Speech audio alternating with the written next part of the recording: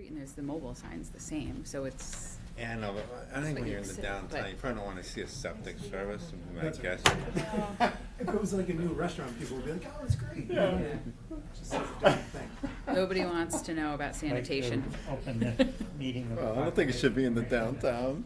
February 10th, Just my opinion. at 7:34. Does anybody get any, would like to approve the minutes of the January 27, 2020 meeting? Does anybody any comments to that? I don't have anything.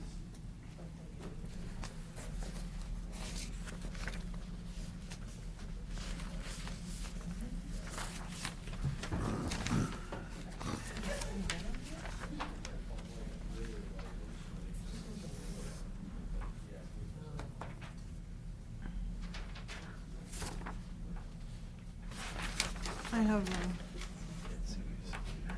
that's different. I just have little teeny edits plus, the last paragraph on the back, which is under 151 Taylor, notice of intent.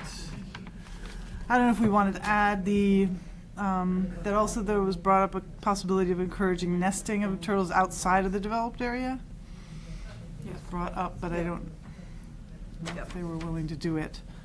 And then just a couple of edits. All right. Just one more, a motion to accept the minutes. January 27th. Make a motion to accept the minutes of January 27th as amended. I'll second that. Aye. Hi. Not yet, just slow down. Oh, Carol. Sorry. Administrative discussion. I would like to add Chestnut to the bottom of that list if we can. Yep. 119 Tehadawon update. That would be you. Mr. Chair, thanks for having me in. I wanted to, Chase Gerwig, Board of Selectmen, I wanted to touch base with you all. Actually, the primary topic is this, but also we can touch base on budgets and things for a second too. But the main reason to come in is to talk about 119 Tehadawon Road. I'm not asking for anything in particular, but I thought the Conservation Commission in particular would want to know sort of how this is evolving, where we're at, where we're going, and how this evaluation will sort of break down. And so the owners of the property had reached out to the town some time ago, about a year ago, to gauge the town's interest in this property, interest in acquiring this property. And we've sort of, it's been a slow moving process to get to this point, but we're now at the point where we have hired an appraiser to go out and do an appraisal of the property. It's, do you remember the number of acres? 25-ish? Something that. Yeah. 25-ish acres anyway. And the sellers have put forward a couple of development plans for it. There was one incarnation well over a year old that had something like 25 houses on it. I don't think anyone thought that that was really going to happen. The latest incarnation, and frankly part of the basis of the appraisal, is how much is this land worth because it can be developed, right? That if it was all wetlands and it couldn't be developed, it would have a very different market value than if it can sustain. Now we're looking at, something like potentially 7 houses on it. And so Amy and Julie and I went out and walked the property. They had wetland flags up. We just wanted to make sure it generally smelled right. Nobody got too nitpicky over individual things, but does the 7 houses that they show, the 7 buildable lots that they show, generally make sense? Is that a reasonable basis to do an appraisal? I think maybe there were some quibbles, but nothing that would substantively change 7 buildable lots. Just in terms of layout here, so from Harwood to Tehadawon, there's sort of an upland island isn't the right word, but an upland stretch through the middle of that property. Then on the northern piece, significant wetlands, a vernal pool. And then at the very tip, there's a buildable lot up there. And then significant wetlands on the southern portion of the property. And then you can see it drains into, across the Hattawan Road, drains into Long Lake. And so, so we looked at those 7 buildable lots as something that was generally viable. They had some perk test information that suggested that they could get it to perk in the upland portion of it. So now we're at the point where the town is exploring acquiring this property, and we're exploring how do we go about putting the money together to do that. Now, our appraisal's still out. We'll work with our appraisal when it comes in. The sellers are asking for just like 25 acres. Don't quote me on this, but it's like 1.1 million, something like that. 1.2 million. So we're in the ballpark of $150,000 to $200,000 per buildable lot, essentially, which for a layperson feels about right. We'll see what the appraiser has to say. So for right now, for the purposes of sort of us reaching out to different boards and commissions and things like that, we're sort of using that $1.2 million number as a reasonable jumping off point to at least initiate the discussion. Certainly, the town is not going to pay them more than they're asking for. And if our appraisal comes in at $900,000, then we may go that direction. So in terms of how the town is contemplating funding this, we're looking at a couple of different options. One is CPC funding. I'll be in front of the Community Preservation Committee sometime soon. I want to say in a couple weeks. 26 or 27? Yeah, I thought, something like that. So they have the way CPC's pot of funding grows, particularly where open space is concerned, it tends to grow and then be expended on a big purchase rather than little bits here and there. And then the water department is potentially interested in helping us work with this. You can see here as it connects to Long Lake, you can imagine the water quality implications of a piece of property here at, all that water flows into Long Lake. Maintaining the water quality in Long Lake is a very important thing that the water department is broadly interested in, even though Long Lake itself is not a drinking water source area. And then potentially reaching out to the Littleton Conservation Trust and maybe the Sudbury Valley trustees. Ultimately, the argument for the benefit of this land has really got to do with really 3 different things. One is passive recreational opportunities. There's certainly the opportunity here if you imagine what we collectively as a town, I wish I had participated, at Cloverdale in building some of the boardwalks. You can imagine how this piece of property connects us from the town forest, and with the right amount of boardwalking could actually connect us to Prouty. It connects down to Long Lake. Like it could be a very important piece of land from a passive recreation perspective. But then the other perspective is with respect to water quality. And then there's a significant wildlife corridor aspect of this. You can see the development on both sides of that piece of property and its connection to Long Lake, and maintaining that is a significant interest of the town. The Board of Selectmen, I know some people really are interested in acquiring land so as to prevent development. That's not really, I think, the perspective of the Board of Selectmen. To the extent that we would be buying it to prevent development, it's really with a water quality perspective on it. And so the timeline of this, we may well bring an article before Springtown meeting as we work to put these funding sources together. The sellers, as I said, this is, from their end in particular, has been a year-plus process. The town has politely asked them to sort of go slow on this for a while. They've worked with us, but they are quite reasonably saying, hey, do you want it or not? So the goal would be to bring something forward for a Springtown meeting. That may be a contingent article, though. It may be contingent upon perhaps the town acquiring some other funding source, let's say, making this up now. In the next 6 months, the town the town out of the general fund is gonna put $500,000 in, CPC is gonna put $300,000 in, and the town's gotta go find somebody else to cough up another 2 to help us buy it or something. I heard that the recreation department has grants that they have not used, and this is our town beach area. This is keeping the quality of the town beach. I wonder if there's a source there that we can go after, recreation funds. We were certainly thinking of reaching out to our state representatives to help, ask them to help us access funds that touch on not just the recreational purposes, but the water quality and conservation purposes as well.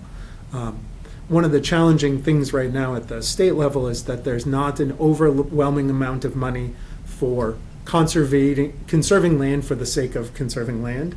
There's a lot of interest in conserving land for broader purposes, like, flood storage capacity, like passive recreational uses, all of the reasons that conservation land is important, without just, we're gonna buy the land for the sake of buying it. So, but it's a good one. I haven't pinged Parks and Rec on what money might be there.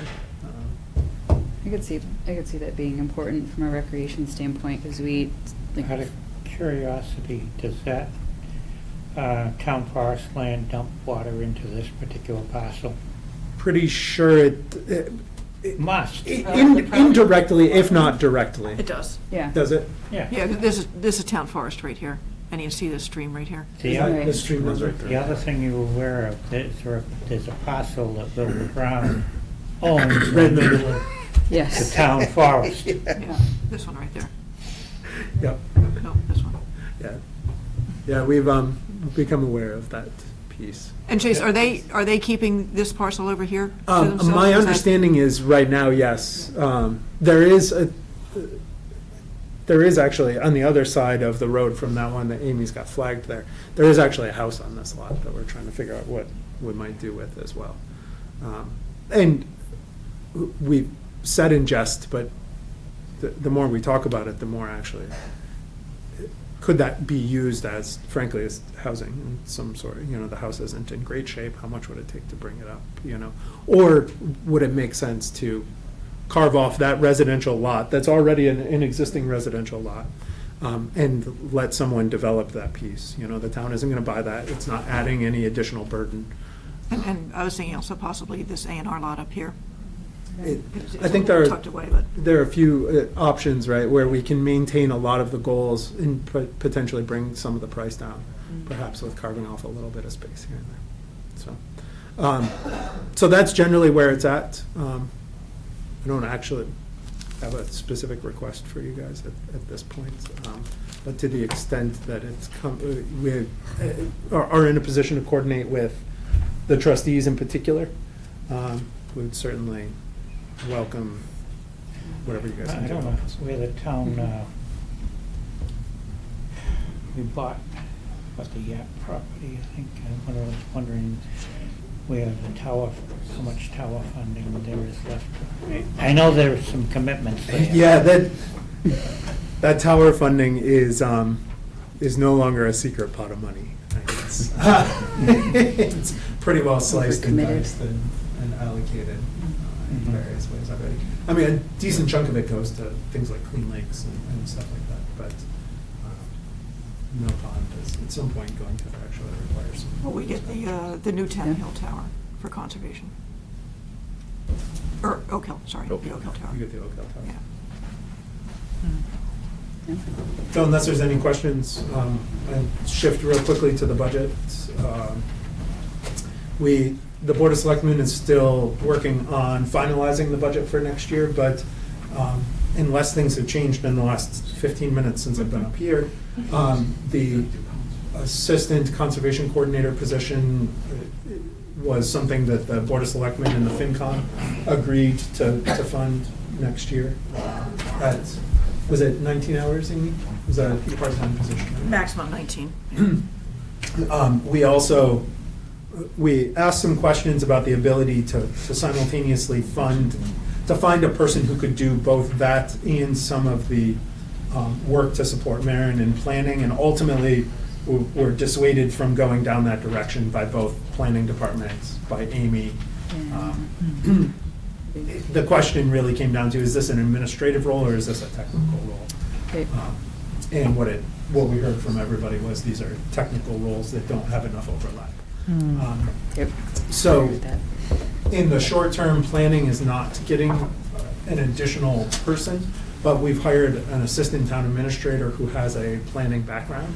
And so for at least the next year, he's going to be working with Maren to help sort of backstop the planning aspects of it while we bring on the assistant coordinator position. And so that That's, should That's be great. fully funded and ready to rock and roll on July 1. that's good to hear. Mm-hmm. Maybe needs the help. Yeah. Especially at the beginning of the Expand. summer season, yeah. What's the Sudbury trustee's role in this piece of land? Nothing right now, it's just that, as opposed to the Littleton Conservation Trust, they have a certain amount of resources that they might be willing to dedicate to something like this. I'm not hugely optimistic on it. I don't think it checks enough of their boxes, Yeah. but I don't see any reason not to engage them on it. There's another. They do have their CR on this property over here, but it's you provide a link through to them. I believe there's another land trust group out of Lunenburg you might want to explore. Do you know? I don't remember the name. The guy gave me a card because they were interested in the Smith property there at one point. Oh, interesting, okay, So but Conservate, LCT would know about it. yeah. Oh, how about wasn't the forest, the Neff?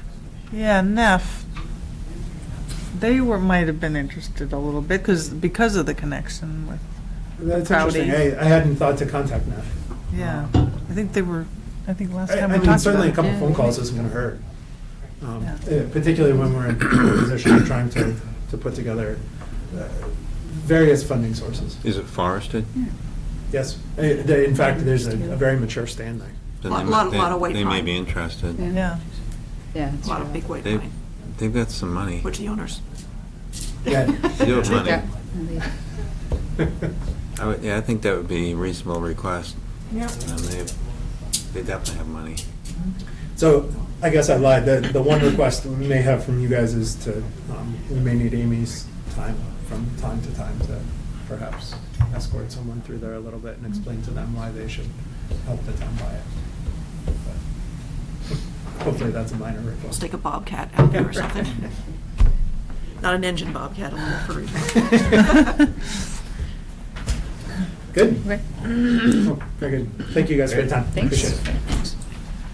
Yes, we'll have to table the rest of our administrative discussion Thanks for the until update.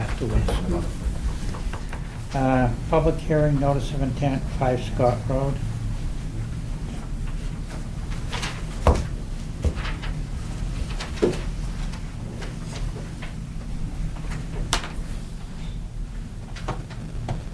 Hi, folks.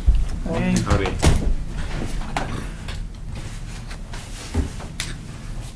Now, the original plans I submitted with the NOI look colorized versions that I'm Perfect. going to use for presentation. And then you can excuse me. I use this picture.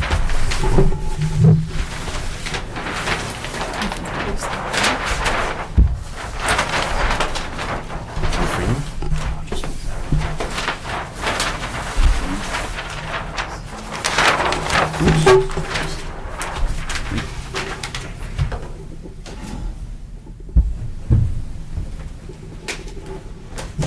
Sorry about the disassembly. I just want to make sure everything was out good. Before I forget. Thank you.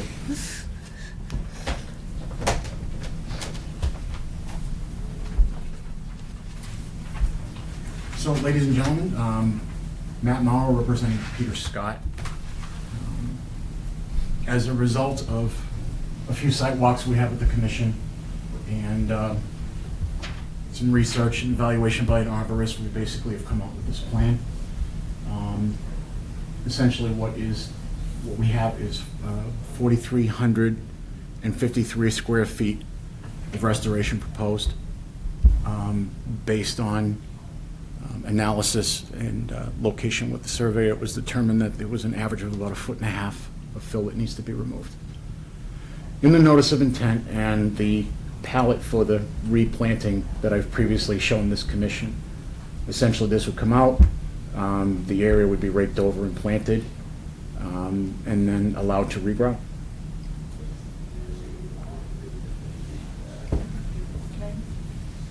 And the only thing I'm still waiting for is the DEP number. I checked with Denise Child today. And what Denise told me is the fee check hasn't cleared yet, so because she said when the fee check clears, she'll enter everything in the database. Yeah, they're They're still slow. backed up. The biggest problem they have is they have one person in Boston that does all the checks. Hmm? Yeah, no, we've been having slow numbers for a while, so. Go ahead. So I noticed you have the area, square footage, but do you have the amount of material to be removed, like the In cubic feet or something? cubic feet, yeah? I didn't calculate in cubic, Soil? I didn't calculate cubic feet. I just figured it was an average of 1.5 feet. 6,000 plus. Yeah, be around there. Because you'd have to have a sense of that in order to know how many trucks, size of trucks. Haul it out, because we assume that it's gonna be hauled out, right? The material, or, Peter? No, it's not gonna be hauled out. oh, where is it gonna end up? Well, you see, the funny thing is if you look at all the aerial photographs, you can go back to 1980, all of that is exactly the way it was beforehand. I've done nothing different there than hasn't been done in numerous other places in town, including your Cloverdale. I've witnessed all the things that have been going on at Cloverdale. Could you please describe for me what is your definition of uplands? What is uplands? Well, we've got a definition of what wetland is, and it's whatever wetland is not. It has upland plants, it has upland upland soils that are not hydric soils. And is there a footage away from the wetlands that becomes uplands? It depends on the slope and Well, it's a the zero. flooding area. It's, If it's not wetland, it's upland. It's not wetlands, it's upland. Okay, so I guess what I'm confused about is that if you do work within the 50 or the 100-foot buffer range, Mhm. that's not a good thing, right? Is that true? So you really don't want that to happen, correct? It's a No, it's something that's regulated. jurisdictional area. It's a jurisdictional area where you would need to apply for a permit to do work, and then 50 feet is no disturb. No disturb. And if I was to disturb anything within the 50-foot range, I would have to put hay bales or a silk fence or wattles or something. Would you say so? Even with the 100-foot. So if you're within a jurisdictional area of a wetland, which includes the 100-foot buffer, you would still do wattles or erosion control. But each project is a case-by-case basis. So the notice of intent process is where you talk about, hey, I'd like to do this project in the vicinity of a wetland, and so, here's what I propose to do, and then you show your erosion controls and, that type of thing. But it's a case-by-case basis on permit by permit on what your conditions are. Is there a time limit as to when I can do any of this stump grinding or stump removing or stump burial, or is there a time limit to it? Well, So yeah. you mean within this area? or- I mean, how long is the statute of limitations? I think he's talking hypothetically. 'Cause Oh, this- are you talking hypothetically or this I'm particular? doing hypothetically, but Hypothetical. I'm also with, in this instance, we've been going out there since I was 10 years old. So, and at different times of the year, you can walk out different distances, but I could always walk out there. And so what I'm curious about is, even though that it may have a foot higher than it does during the low season, like right now, it's 3 feet high because they drain the water. But when the water comes up, sometimes it goes under. Right, so there are some voluminous manuals that detail how you, and I'm sure Matt could really go through details with you, but there are voluminous manuals on how to determine where a wetland boundary is, what is a wetland, even if it's not submerged. Right. Even if it's submerged part of the year, so there are distinctions about how long during the year or during the growing season you would have water within 12 inches of the surface, for example.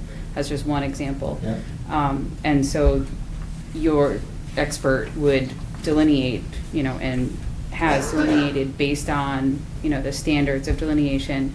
There are differences in the Northeast, there are differences in regions, so there's not one distinct answer.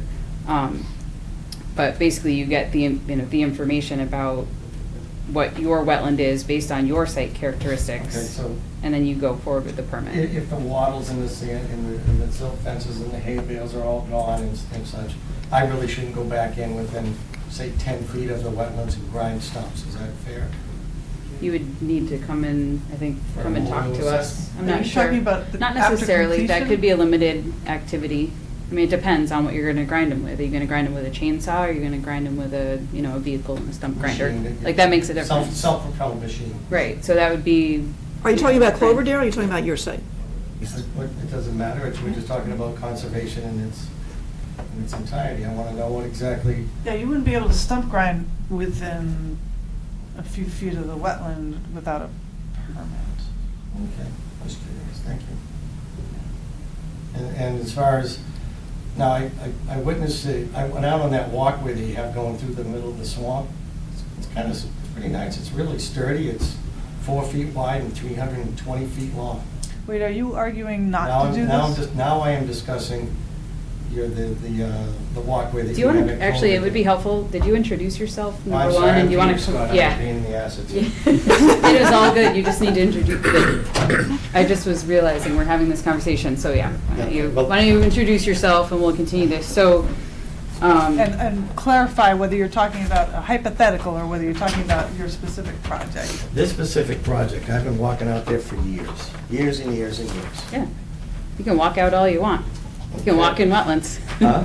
You can walk in wetlands without a permit, Okay. that's an okay thing to do. And again, my land is determined to be waterfront. So I've Sure been paying is. 20% higher in taxes in relation to that type of thing. Well, Sure.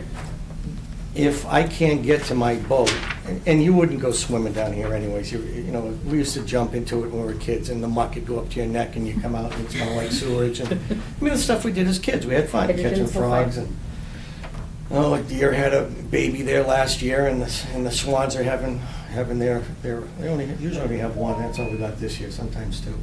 But they oftentimes nest down in there, and it's kind of nice, fox, coyotes, so it's, Yeah. I don't understand why you're gonna turn around and have what's been there, what is there, and then disturb everything that's there to take it out for the use of me to simply go to the end of it. So I can have the dock, which I'm sure you've seen from the elevator, do you have that on there by any chance? The layer is such that the water layer just overlays everything, so you can't see it. I have a dock that's about 110 feet long. That's just to get through the lily pad so I can have a small pontoon boat. And again, I don't go down there a lot. Once every 2 or 3 weeks, that's probably it. So what I don't understand is that property is usable now of sorts. I mean, it's always been usable. Now it's a little more convenient. I have to go down there with waders. So I don't understand why you want me to take what's there and what's always been there, to lower it, to disturb whatever's already there, and it's already grown back. It's got good, it has very good vegetation on top of it. There's nothing going on down there. I don't know why you want me to remove it. I really don't understand. Well, the evidence But I'll is take a that long it's- reach excavator and I'll go down there tomorrow and I'll do exactly what you want. I'll dig it right out of there. Well, To me, it's we foolish. found that the evidence is that it has been soil added, and our job is to prevent the filling of wetlands, so Okay. that's what's happened. Do you know Barbara Chapin by any chance? See, when I built the house, there's a retaining wall that protects the main house. When the water comes down, it's pretty much almost stabilized now. I've done a pretty good job of controlling the runoff from the house and everything else. But there have been numerous washouts where it takes out the back of the retaining wall and washes down. Sorry, can you point to where the retaining wall Retaining wall is? is up right up here, right. Oh. Well, there it is. It's right labeled, Yeah. yeah. It's right here. Oh, up at the top of the, Right, and it's come down. So now I have this stabilized, I have this stabilized. There is no more water running down virtually anywhere near the wetlands. well, Okay? we're not asking you to touch. Well, I know you're not asking me to touch up there, but that's the Okay. reason why any of this came down in here. Mrs. Chapin came out on numerous occasions when it was washing out, and she says, look, it washes out, just put it back in. Just, because if that retaining wall goes, my house goes. All right? So each time that it would wash out, I would put more fill on the back side of that, and it would fill in the trough and would take care of it. Well, now I've got it very well grown back. The whole hill looks good. The vegetation is all growing. It's not an issue. I haven't had a problem with the water washing it out in probably 2 years now. So, That's I really- outside our jurisdictional area, well, though, right? that's outside what the causes the 100 foot. jurisdiction to any of this that was added, this out So here. you're saying you added all of No, I did this not add to all support this. your retaining wall? No, this out here kept washing down. That's why it's all supported now. Okay. It doesn't do that anymore. I don't have any So of that those would issues.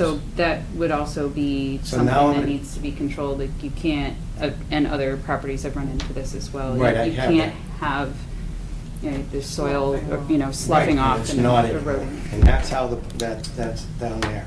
Now, So coming back to the what. idea, if you want me to take this out of here, Yeah. well, then I'm gonna put it right here. I'm not gonna truck it out. There's no way to truck it out What do you mean right regardless. here? Could you So- point? Well, there's areas right here, all this right here. I'll just put But you're this all gonna there. take. That's all wetland. Yeah, this yellow area is where you're gonna take stuff out. All the yellow is where you're gonna excavate. And then, so if you could show. You're gonna tell me I'm gonna excavate that entire yellow area? I thought you were working together. You I did working too. together? So have you not shown him the plan? Yeah, no, you've seen the plan. Well, I So also what- I'm not on the impression that all of that is coming out. I can see maybe some of this out here, but that's ludicrous. Well, I You think you really want, But you've been shown this it plan. needs to be restored to the original condition, and we've been asking for, so based on the survey, the evidence is that, between a foot and a half of material has been added throughout the polygon. That's the information we have. That's the Okay. information that's been provided. That is so the I'm gonna take information we that all down a have. foot and a half. And so that's what we are working off of, is the information that has been provided to us. Okay, so To if go you- back to the pre-existing condition, this plan, this elevation plan. Well, this right here, all of this is that, so. That's right. So This then was that what's will going stay to there. remain. This contour right here is what's going to Mhm. remain, this one right here. So you're excavating down to these, the original contours that are marked there. So you'll have, a little bit of elevated area still going out there. The numbers are the same. All right, so. It's a foot and a half. This contour right here is a foot and a half. I didn't get that far up yet. So you want me to remove a foot and a half down of what's there? Right. Well, so that was one of the things that Anna was just starting to ask, was what, like, at each of these locations, or, within the area, how much within each area, and I guess we could, 74.9, 75 so it's. It's a half a foot out here. So where was the 18, and then this is 0, 76 to 74, okay, so that's, okay. You see? There's not much that would, It would be helpful to have a drawing that shows Like profile. The depth. how much, because you have, like, Hey. there's 274.2s here. Did you see that? She's throwing stuff at me. Other services we offer. Not mine, I Um, Oh, good. I can either have I can have a Some rocks. profile, It's just a little or hard to follow. I could either have I can do the math, but it's a little hard to follow. I could have for a profile, or I efficient- could have the areas like labeled out. Okay. Or even just Or is it having. cross-section, numbers. a profile Yeah, all the way cross-section down, that the shows the linear, existing with the Yeah. pre-existing. along the long length. But I understand sometimes about cutting off your nose in spite of your face. Do you really think that bringing that down 4 inches, no inches, 6 inches is worth disturbing that area where it's already grown back? Do you really think that makes sense? It's grown back with not what was pre-existing. Well, Right, it's the lawn only instead thing of- that's different is that I put down a seed that you all are happy with. What is it called? The wetland The seed wetland mix? mix. Yes, all right. and the rushes are growing exactly where they were before. The only difference is that I mowed it. That's the only difference. So I just, The trouble is, the people around you and everyone else, this is a precedence, and if we allow. this is a precedence? Yeah, if we As allow. opposed to. You can't me fill a watching- wetland without a permit. Like, Okay, all I right. If mean, we that's allow pretty people much. to Okay. do this and then get away with it, like, say, they do it, and then they Like putting vegetate it- it, yeah. and then they say, hey, look, it's vegetating. I get that, I You get it. know? All We right, can't so do let's, that. I'm sorry, big fella, I know you've been working very hard at this, but there's some things that I don't understand when it comes to, It's all right, Peter, that's what you're here for. if your roof doesn't leak and just because it has a couple of bumps in it or whatever, I don't suggest you tear your roof off and replace your whole roof. Doesn't make sense. To me, I don't think it makes sense to tear out, to dig out 4 inches, 6 inches, 8 inches, and a little bit, and disturb what is there now. If, and as far as mowing is concerned, well, I'm sorry, again, you know what, if we bring up some of these questions that you're asking me, is I don't understand how you as a conservation board can allow mowing of different areas that is supposedly under conservation's, control.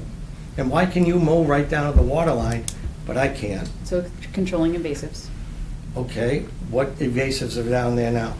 But mainly it's the fact that you've filled this area, not but that you've mowed, and maybe that's bad, Okay. but what we're talking about is getting the elevation down to where it was, so that this can Okay. be, and have a natural flow, and it will be. It will have the exact same flow And, when I'm done okay, as it does right now. It's not gonna change. Well, it'll be 18 inches closer to the groundwater or surface water.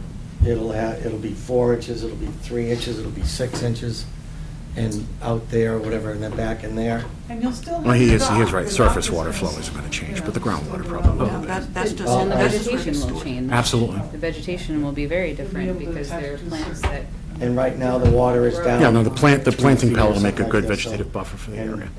I have springs over there, so when the water goes down. And as you out there, said, the you'll still be springs able to come walk up and around out actually there. feeds the lake.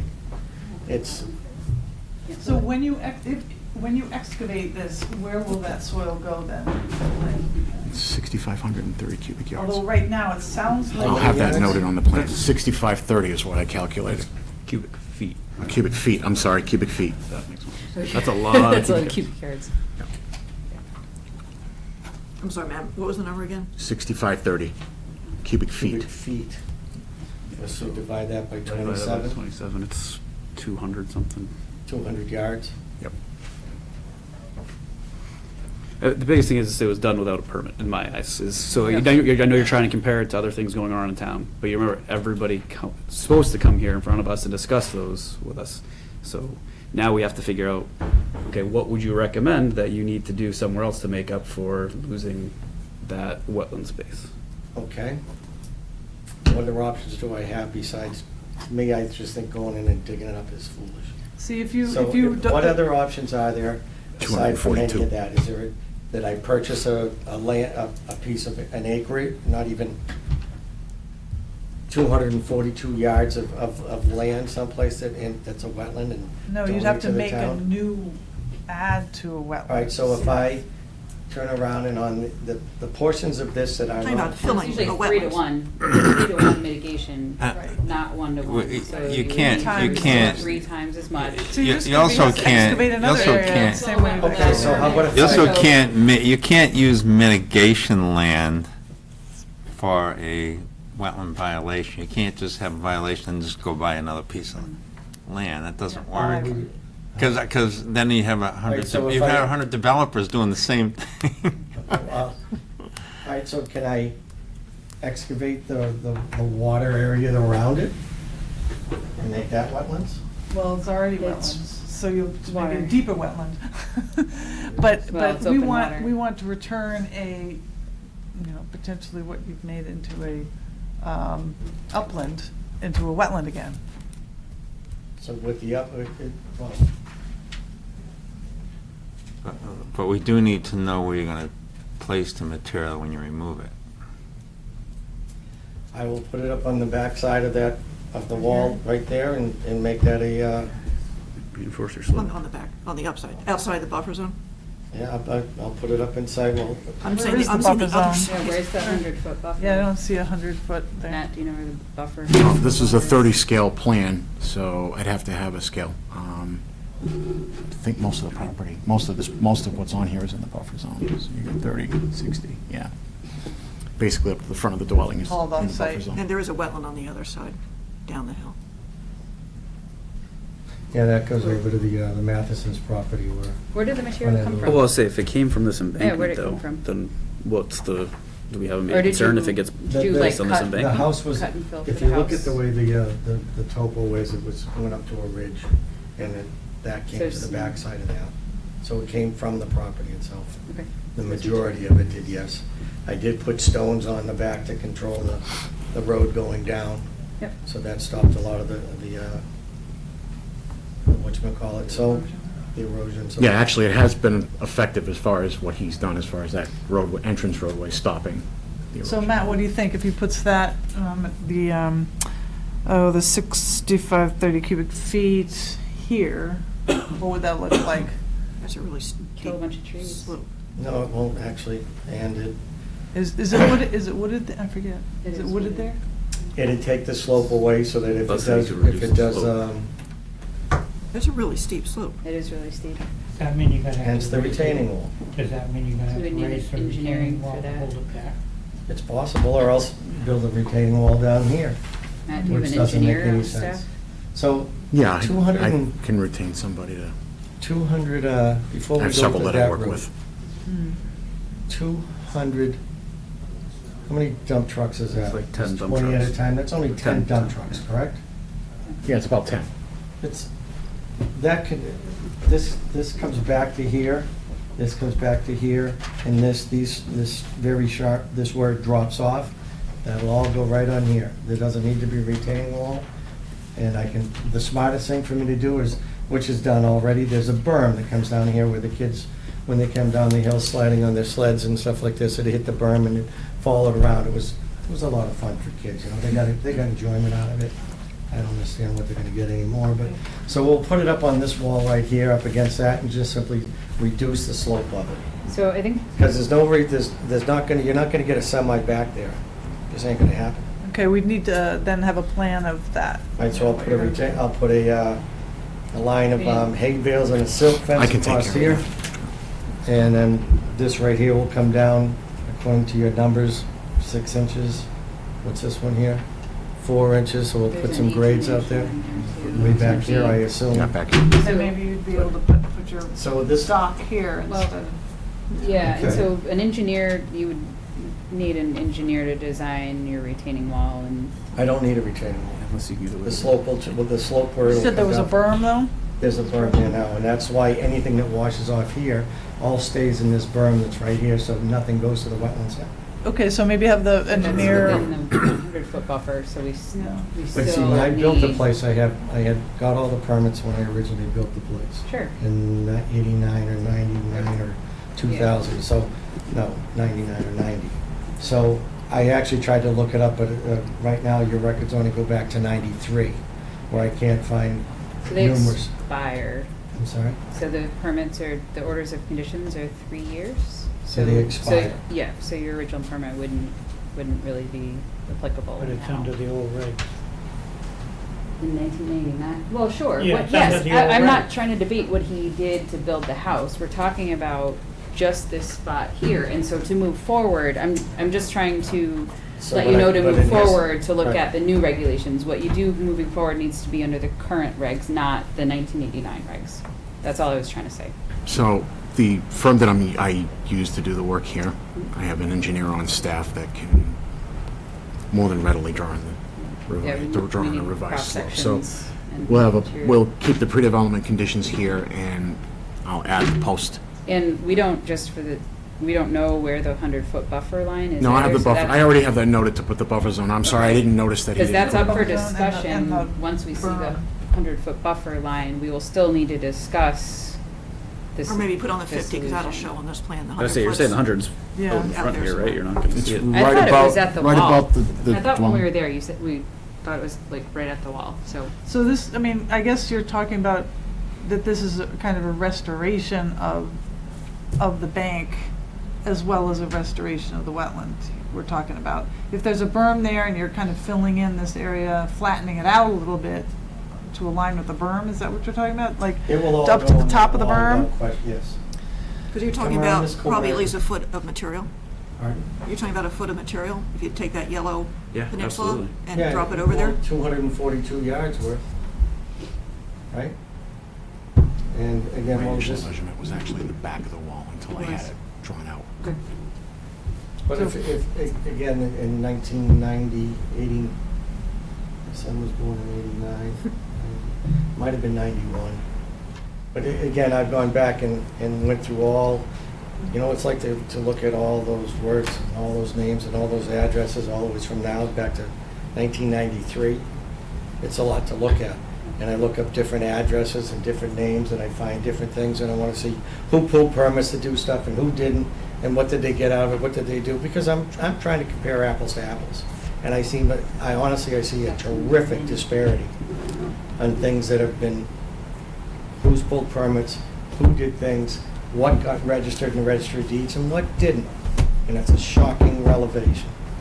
So these are some of the things, we'll discuss it at another date. Although More than when I took the likely- site walk, I didn't notice anybody else with this kind of peninsula going out and filling going on, This so is the 94. the neighbors. 94? They built the house in 94? What did you find there? Good for you.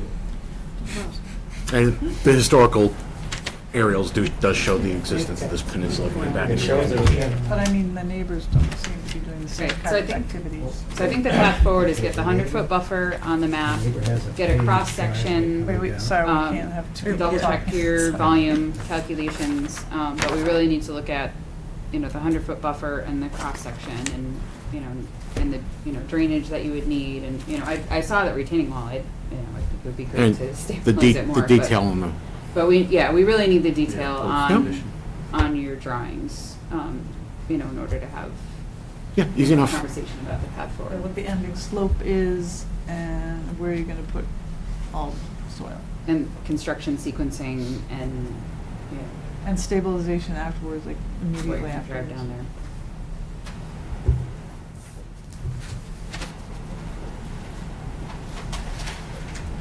So sorry, what were you gonna say?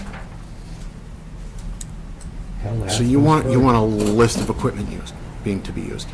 Just have, we need information about the method that you're going to use to pull the material back. So I think you said the long-armed excavator, you know, like that type of thing. Oh, it's Not that long. well, how far do you expect me to reach out into?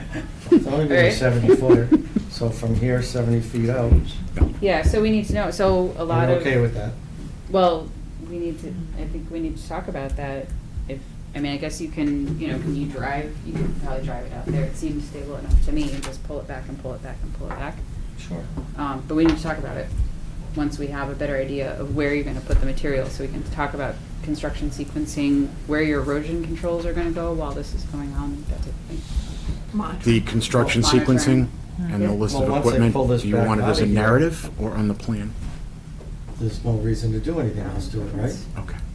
Seed it. I'd rather So keep it you as want a me to separate write the narrative, I seed just don't want to there, crowd the write plan the- out. write you the- know what I'm saying? That's okay with You know, me. you I- can't But I'll say this note, doesn't make sense. aside from the You're allowed to profiles, I'll say- note You the probably won't need cubic to yardage seed in here. cubic feet Because it'll, on the you know, plan. the wetland around it will seed it itself. You But can't just wait that maybe, long with maybe all this. the rain and stuff we get. gonna be all You bare. can't wait It's that all, long. it's can't gonna do be it now. underwater, I think. It's gonna be underwater anyway. No, he won't. No, be- it he won't stays be above on- No, it water. can't- No, it yeah. stays The above part water. that The is original excavated? narrative I submitted with the notice of intent No, does it's have gonna go a water. timetable for So- replication Alright. monitoring the restoration. Right, at this I'll elevation. just flesh that out. The parts that are drawn here are gonna Add be above construction water? sequencing Can I have to one it. conversation? I'm not sure what's going on. All right, well, got some revisions and we'll come back and talk And- about it. Well, can I bury stumps if I find any? In Did the you put wetland? any stumps out In the there? wetland? No, Then you shouldn't find any, right? I won't find any. I will not. I'm just curious why someone committed to bury stumps within the 50-foot buffer zone. Okay, a couple other things. We'll have that discussion on that day. Oh, okay. One is Peter pointed out to me, which I hadn't realized, is that the Cloverdale, the original restoration, that order conditions never got recorded. Oh, okay. So I got it notarized, and the attorneys will record it, Got it. and will get us to compliance, so Okay. get it back up on that one. Oh, okay. So that was You also- 2015, correct? If that was Yeah. work was done? So 3 years from 2015 is 2018? The order of conditions was issued in 2015, I'm not sure when the work was done, but yeah. I thought the order of conditions were only good They for have 3 years. they have 3 years, and then So you if can renew them. You have to renew them. They were never registered, does that mean they were never renewed? The work- Is that how it works? Yes. So all that work that was done in Cloverdale was done illegally? Because it was after the 3 years of 2015 to 2018? So any work done after 2018 that's been done illegally, goes to the government, There wasn't any work on that. right? None? No Well, stump the grinding and boardwalk stump stuff. bearing, The boardwalk? The boardwalk was a separate notice of intent. Okay. That's a separate We're gonna permit. have this conversation again. I suggest you go into the executive session. You don't want to. So are you, I'm a little confused about what's going on. Are you, I'll explain it to you later. okay. Okay? Oh, we can't go Okay. in executive session for no Yeah. reason. The other thing is, you may want to consider issuing an enforcement order for the 5 Scott Road. It's coming up on 2 years, and so if you want to make sure that this is on record during the timeframes, you should probably just get it issued. But that's up to you. So, No, I mean, that's up to you guys, but I would point out that we did discuss whether you guys were gonna do it under enforcement or you were gonna do it under a notice of intent. We felt it was better to do it under an NOI to keep it memorialized. So I think the timetables we can establish through the NOI process, but I mean, it's totally your decision. I can understand where Amy's coming from. It's what I would call basically a friendly enforcement order to get this on the books. The other thing also is that because this has taken 2 years, if this needs to be elevated to DEP or something, this needs to be on the record. And they said that the fact that we've been talking about it for 2 years and asked for notice of intent means nothing to DEP's timeline. It's the actual issuance of the enforcement order. So, Somebody want to make a motion to, To issue an enforcement order? mind you, it's a friendly one. well, Yeah. No, I mean, we. there's we no do it as there's no fines and administrative. penalties in it. Yeah. I mean, we did it administratively on another property recently as well. Is this out of the ordinary what she's asking for? No, it's not. Not after 2 years. I mean, there was discussion of issuing an enforcement order basically on day one, but you've been coming in and having discussions, so, you know, it just never, We've also had the went back. conversation where you told me there's no reason for me to go out to the end of the peninsula and do anything out there because it's stabilized, it's been water. Right, so you don't want to touch it until we get on the same page and you have a new order of conditions. So you don't want to touch it until a new order of conditions is issued. Yeah, wouldn't- yeah. And he'll be able to give those to you shortly, and we'll continue on. And I mean, I just soon get it done before the growing season comes so that it can be stabilized and there's no more issues, stabilized again in actuality. Concerned about mud and snow melt as well. Well, not much snow this year. Seems like we had more mud than snow. Still, yeah. Except for the last Yeah, couple it's of like an weeks. extended It's not mud gonna season. stop.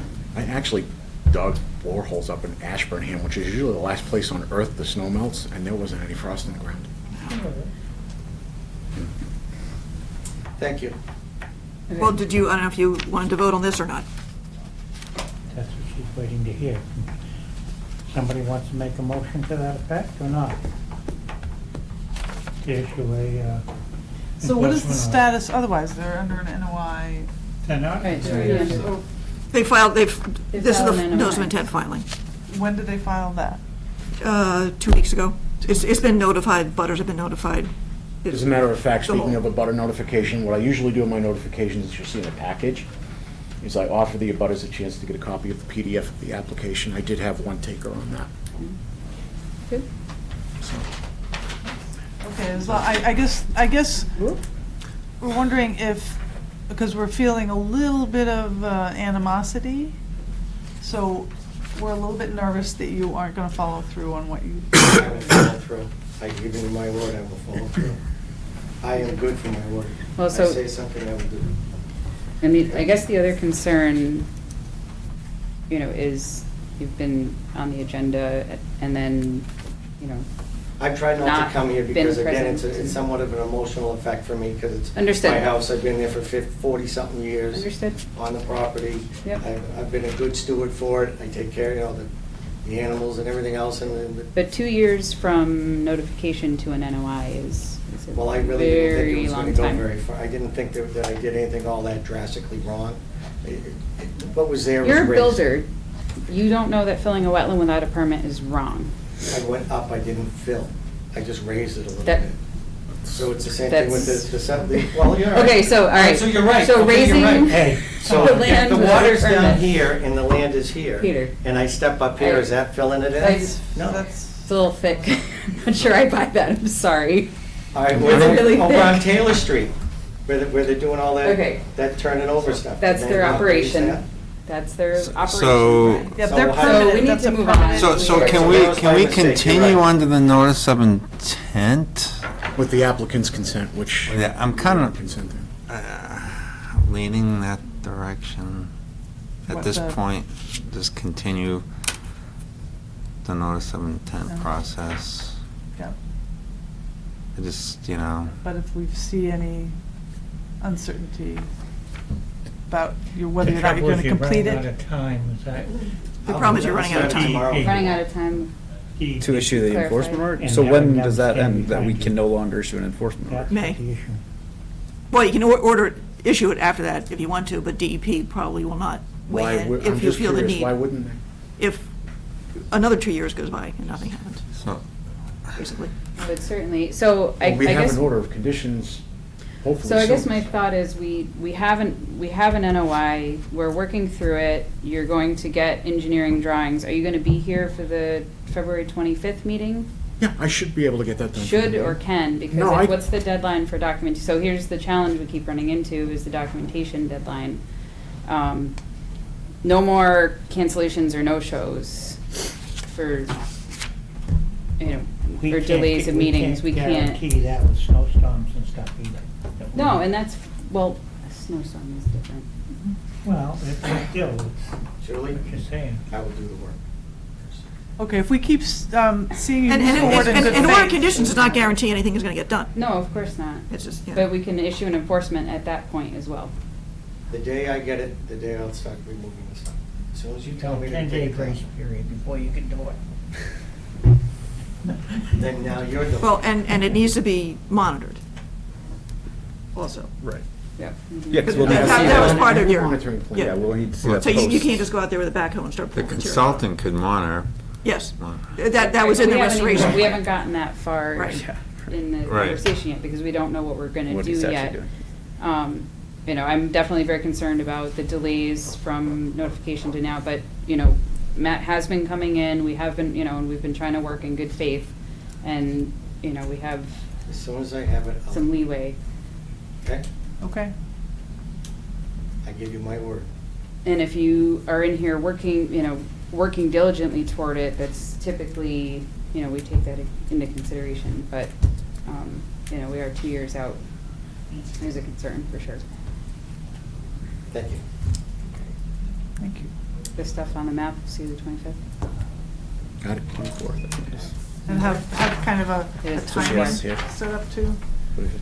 of when you're gonna complete it. 17th, 20th. That's You what could you also bring in. have a schedule of when you Yeah, think you're gonna construction complete. sequence. Yeah, this is job. what's That on would be schedule, yeah.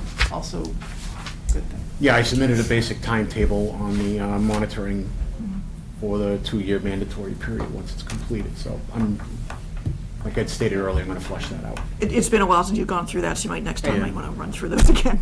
Yeah. 'Cause that was a little while ago. Yeah, well, It's been I had- disjointed. for So is sure. bringing the stuff in on the 24th okay, or do you want to see it before then? 24th. Bring it to the meeting. I'm- And if you can get it ahead of time. Yeah, I I'm would say try fine to get it with the that. end we Yeah. can, but I'm always, if I see it on the 24th, It that's. should be the So- Wednesday before. Yeah. Yeah. That's why I was asking, is that Is that reality? capable with you, Matt? It's nice. Wednesday, 24th? Get it on the 24th. That's That's the meeting date. I mean, Want it the you can get 24th? it The meeting is on the The meeting's on the 24th. Sooner the better. 24th, So it would be like the Wednesday ahead of that, which is. It'd be the 19th. The 19th. Of February, February. which The is. Wednesday before. Like 9 days from now. That was my concern, that's why I'm asking. Because that's a Or there's a lot, meeting on March 9th. that's a lot for the engineer to do. It is a lot, that's Sounds exactly like my point. Well, Or then we have a if- meeting if on it's March. o- I mean- By the Friday before? 'Cause- I'm interested in just getting this worked out, because I know it has taken a while. There have been times where we've had to take a step back and do site inspections to evaluate the trees. I had to call the arborist in. Yeah, I'm not looking for an enumeration, I want to know, is this date reality for you? When would be the date It after should be that? like March 9th, it would be, what, 6 days before March 9th? So that would be the 4th.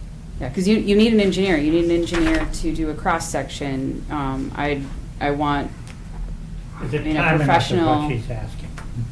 Is it- If I go to the Right. 4th, it should be easy enough. okay, so March 9th seems like it's more realistic. Yes. Let's do that, because I want an engineer to have, Yeah, not go through No. this all again. So by Not March rush, but 4th. thorough. right. No, a reasonable turnaround time for an engineer to do the work that. Absolutely. No, and I appreciate that. Okay. Let's move on, we've got a lot to do tonight. Thank you. Thank you, Thank guys. you. Thank you. Thank you. Good night. Continued public hearing goes to the 225 Taylor Street, lot 10 lots 3, 6, 7, and that's DEP file number 204-880, construction of a three-story Shove it. office building with a You can do that. and the wastewater treatment plant will continue to February 10th at the request of the applicant.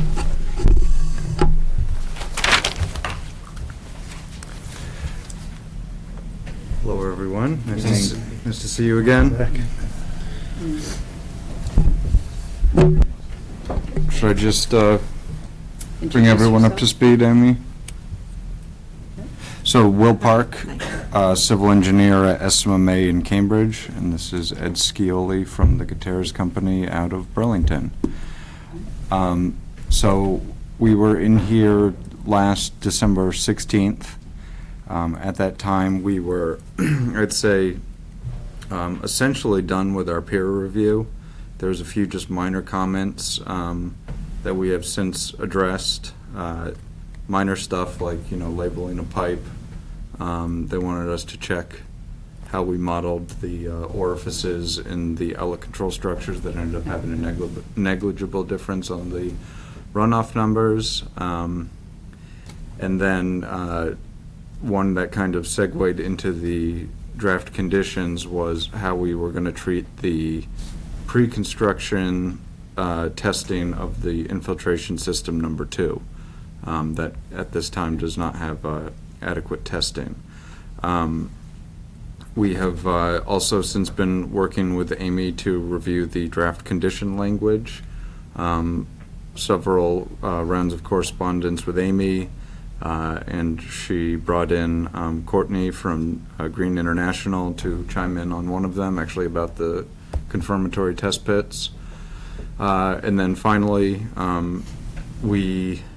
Gutierrez made the decision that we wanted to have the minor modification of removing the internal access drive. Wanted that approved by planning board before we came back to hopefully wrap up with conservation, so we didn't have 2 different permit sets floating out there, and just to keep it clean. So, because of a scheduling conflict with planning board, we actually received that approval this afternoon. So, I think that's a summary of where things stand right now. I think we're at a comfortable position with the draft condition language, and we're happy to discuss any or all of this with the commission if you'd like.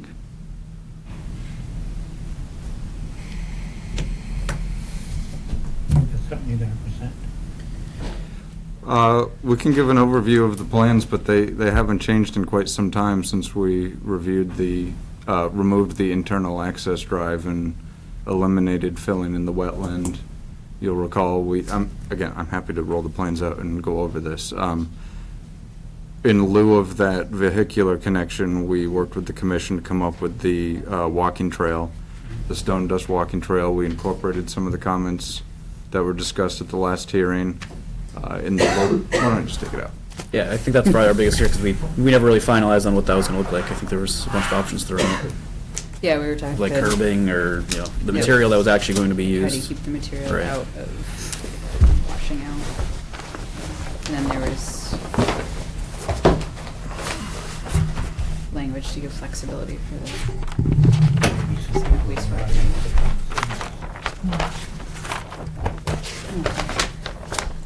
You wanna see this, you can come up.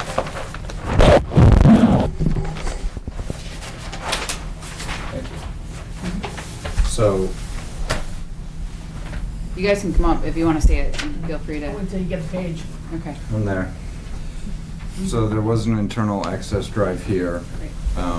that we had reduced significantly, so there was only about 425 square feet of wetland filling. After working with this commission for quite some time, and with a work session with the planning board,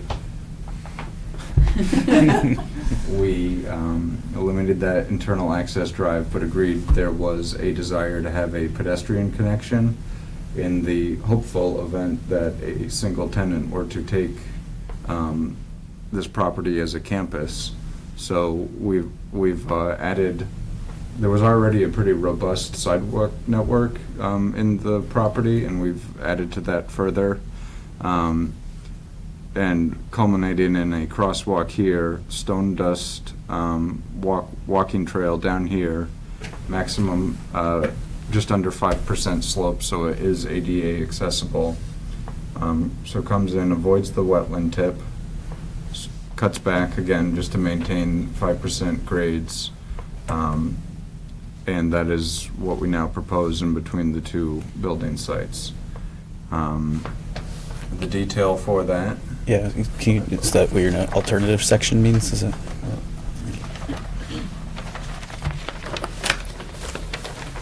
So, here's a typical section for where the trail for 80% of the length of it in kind of the, call it the upland area. And then in the area, kind of in the low point of the topography that might be susceptible from sheet flow runoff from the adjacent property, we've proposed 2x18 a reinforcing system of curbing there, so that runoff from the uphill property doesn't just sheet flow off of it. And we'll provide a localized little low point here with a 6-inch PVC. So swale? Culvert, more. Culvert. Just a low, well, the area on the uphill side will be scooped out a little bit. I can draw on this here. Scooped out a bit so drainage can get into that PVC pipe, and then scooped out a little bit so it has a chance to get out at existing grade. And this is, wetland flags are right here. And is that stone dust on the path you said, right there too, or is that going to be another material? This is stone dust, and this is a compacted gravel base to give it stability. Oh. So 3 inches of stone dust, 6 inches of compacted gravel over the native material. Oh, so the compacted gravel on top of the stone dust? No, below. Other way. Other way. This is natural. This is the walking surface. So 3 inches of 3 inches of stone dust. On top? Yeah, any thicker than that is not really necessary, especially when you have a good compacted gravel base here. So there'll be 9 inches total of imported material. And it looks like the stone dust is right at the top of the curbing. Am I reading that right? Currently, yes. Is that a cutaway? Like, are we seeing elevation there, Cross-section. top to bottom? Yes, this is a Section. cross-section. So, is it possible to give a little more on the curbing, or is that a trip? Like what? you said Make it a little was- higher? Yeah, just to, Yeah, is they- there a way to contain it? Because obviously there's the, TSS from the stone dust is a concern, I think we raised last time. Yes, we can easily modify this detail to provide a little Curbing. 2-inch Yeah, that's curb there or something. 2-inch, okay. Is that enough? Yeah. That would be good. Although I guess that should be pretty well drained, although the stone dust So- fills the pores. Well, ideally, the way it's set up, this isn't going to be getting any sheet flow, so it'd Sure. just be, But it could be just surface. yeah. And you said there's a 5% grade on the path, so there's a low spot. Yes, So I'm just thinking if it, if it floods or entrains, that's all, yeah. that's what I'm interested in hearing about. I just threw 2 inches out there. Sure. These materials there's kind of a sandwich factor. We're dealing with 3 different 2x18, so if this one slides up much more, then it can be a little wobbly, which is why I didn't want to, propose 6 inches or something, because then you're only giving 12 inches of board-to-board contact with some sort of mechanism there to keep them upright. So what do you think, like in the low spot of your pathway, do you have any gauge on how much water might accumulate? I've observed it several times. I think after one of the first hearings we had, I was encouraged to go try to find if there was a point source, like a culvert leaving their property. I didn't No. see one. I'm not aware of one, but.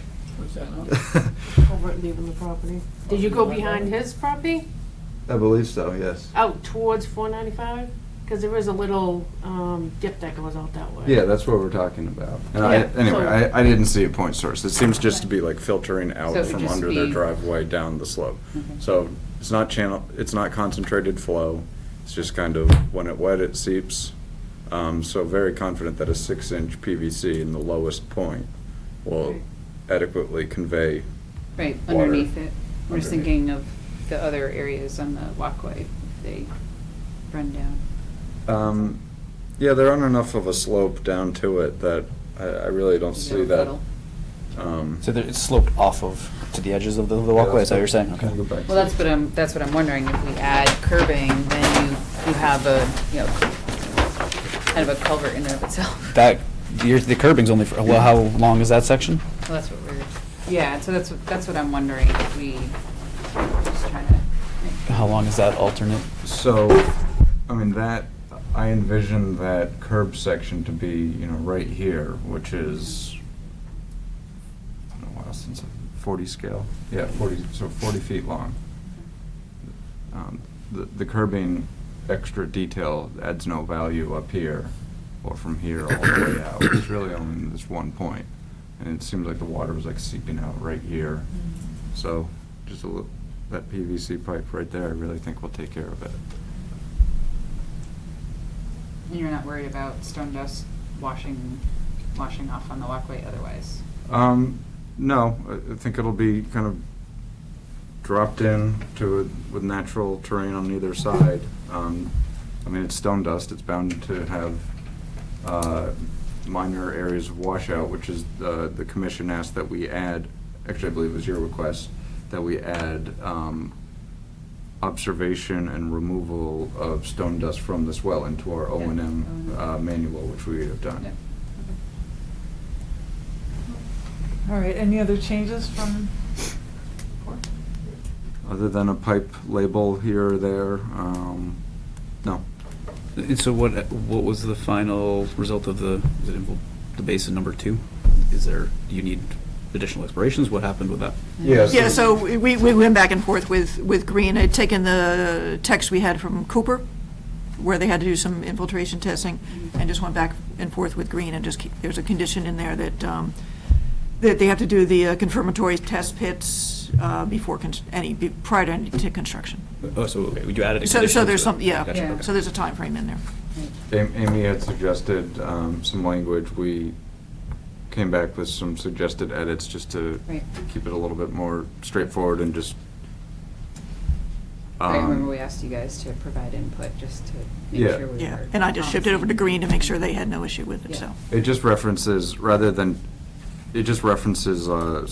Handbook, Volume 3, Chapter 1, and we committed to 3 within the footprint, which for that size system is a lot. Adequate, yep, very much so.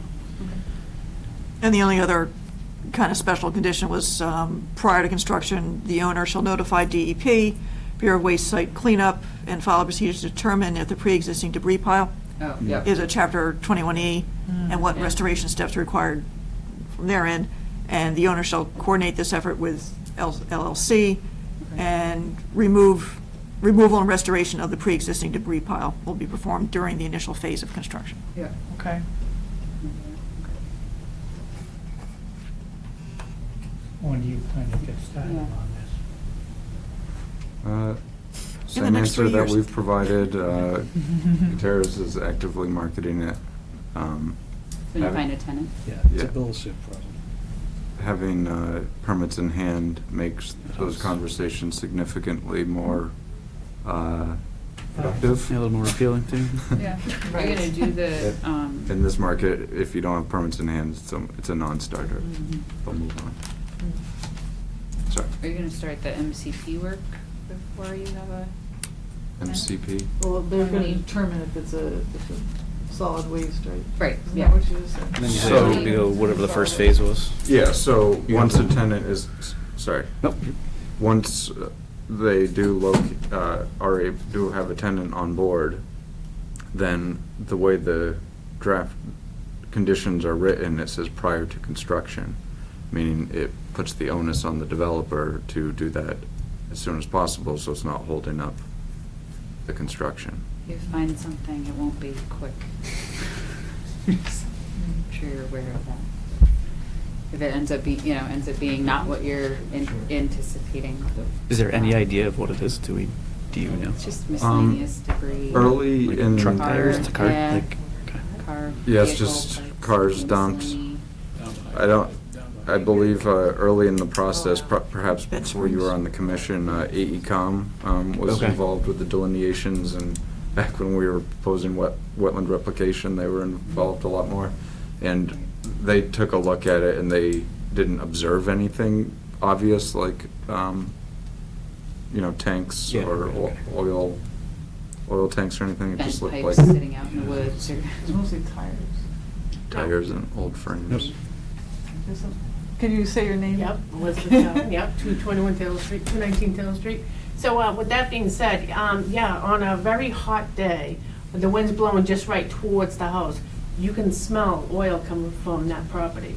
I did call the fire department to get it noted that there is a smell of oil coming from that property. So he had come out, he acknowledged, yes, there was a smell coming from that property. So where it went from there, I don't know. But every now and then, you'll get that nice gust of oil coming from there. So who knows if, when the house was being demolished, did they take the oil tank out of there before they filled it in? The car parts out there, they're all Right. sectioned off. Yeah, I mean, that's the Yeah. risk they'll So you take gotta- too, once they find stuff like that, then it's on them again to properly, clean up and take care of it. Yeah, You're right, that is on them. As I'm But who's sure to you're say they're well gonna, that's gonna cost more for them Yeah. to take care of it. I mean, that's on the other engineer, whoever's observing the work. So with that being said, I live downhill from them. Yep. So Where I are don't you? want all that Can you coming point down. where you are? Oh, that side, okay. Yeah, so I Thank don't you. want all that coming down towards me. Do you have a well? We do, but we use it to water the plants because we also have town water. For irrigation. Have you ever had it tested, the well? No. I think the water department will test it. I think you have to pay for the analytical, but you can, if you wanted to Yeah. test it, the water department could test So it. another thing with that being Right. said, so we have our front yard from the water that comes from that property. Our front yard gets flooded. We do have a drain in there. Mhm. We do have a drain, and it gets flooded. Now, you're probably gonna say, oh, that's the stuff coming from the road. Well, the entrance right up here, there is a drain right about here for all this water to come down. Right, and So- then there's another one in our front yard. Correct, so we have a Storm lot drain of water system. coming into our yard. Now, Yep. we have a pipe that goes from our driveway underneath because our driveway gets flooded from the water that comes from the road. Sure. Now, we have that runs into a culvert that goes down towards the property on 495. It goes over the other driveway. So what I'm saying is, when they start doing all this, it's getting flooded as it is. I mean, it's gotten so bad when we had all those rains a few years ago, it was getting close to the door. So it is a problem. So when they do all this, you know, is it gonna be worse? Are they gonna fix it? Like what? So they're I forget, required what to do keep you- how do you stormwater manage- on site. So we've gone through a very robust peer review process, and they've agreed that our stormwater design, which fully captures runoff from all impervious surfaces, gets it away from your house, collects it on site, and puts it in a basin downhill of your house.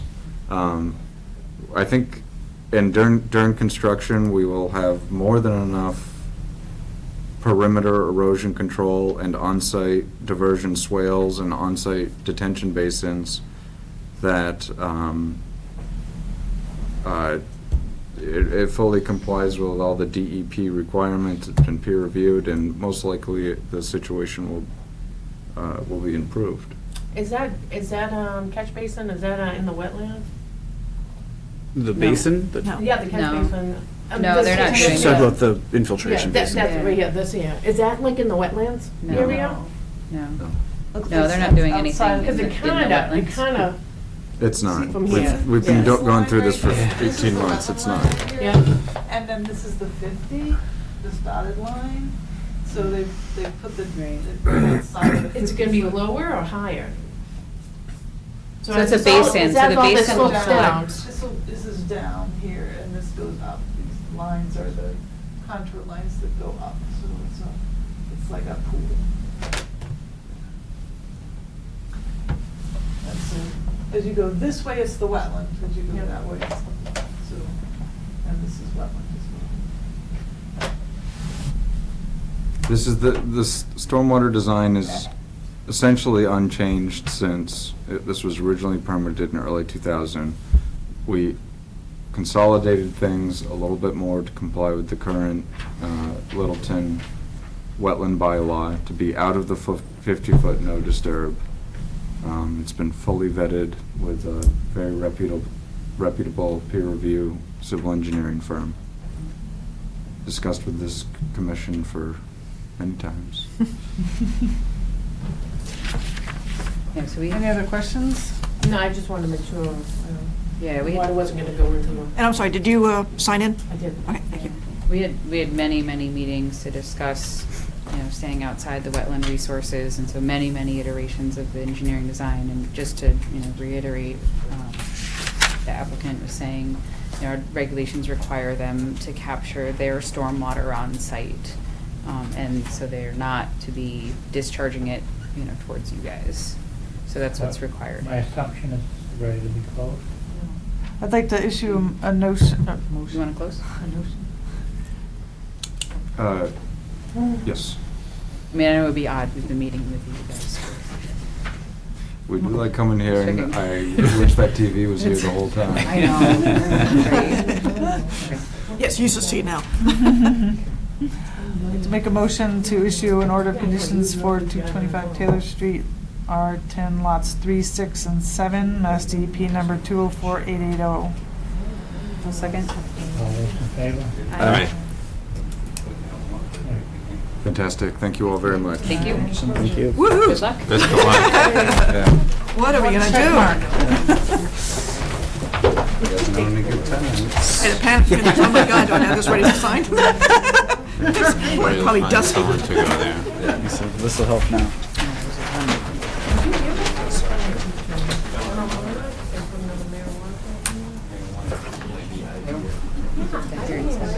I'll probably, hopefully have this out by the end of the week, and I was gonna send the order conditions to Ed, I assume, for recording, yeah. Thank you. Yep. We can smell that down at our house, don't we? When the wind blows just right, yes. Yeah.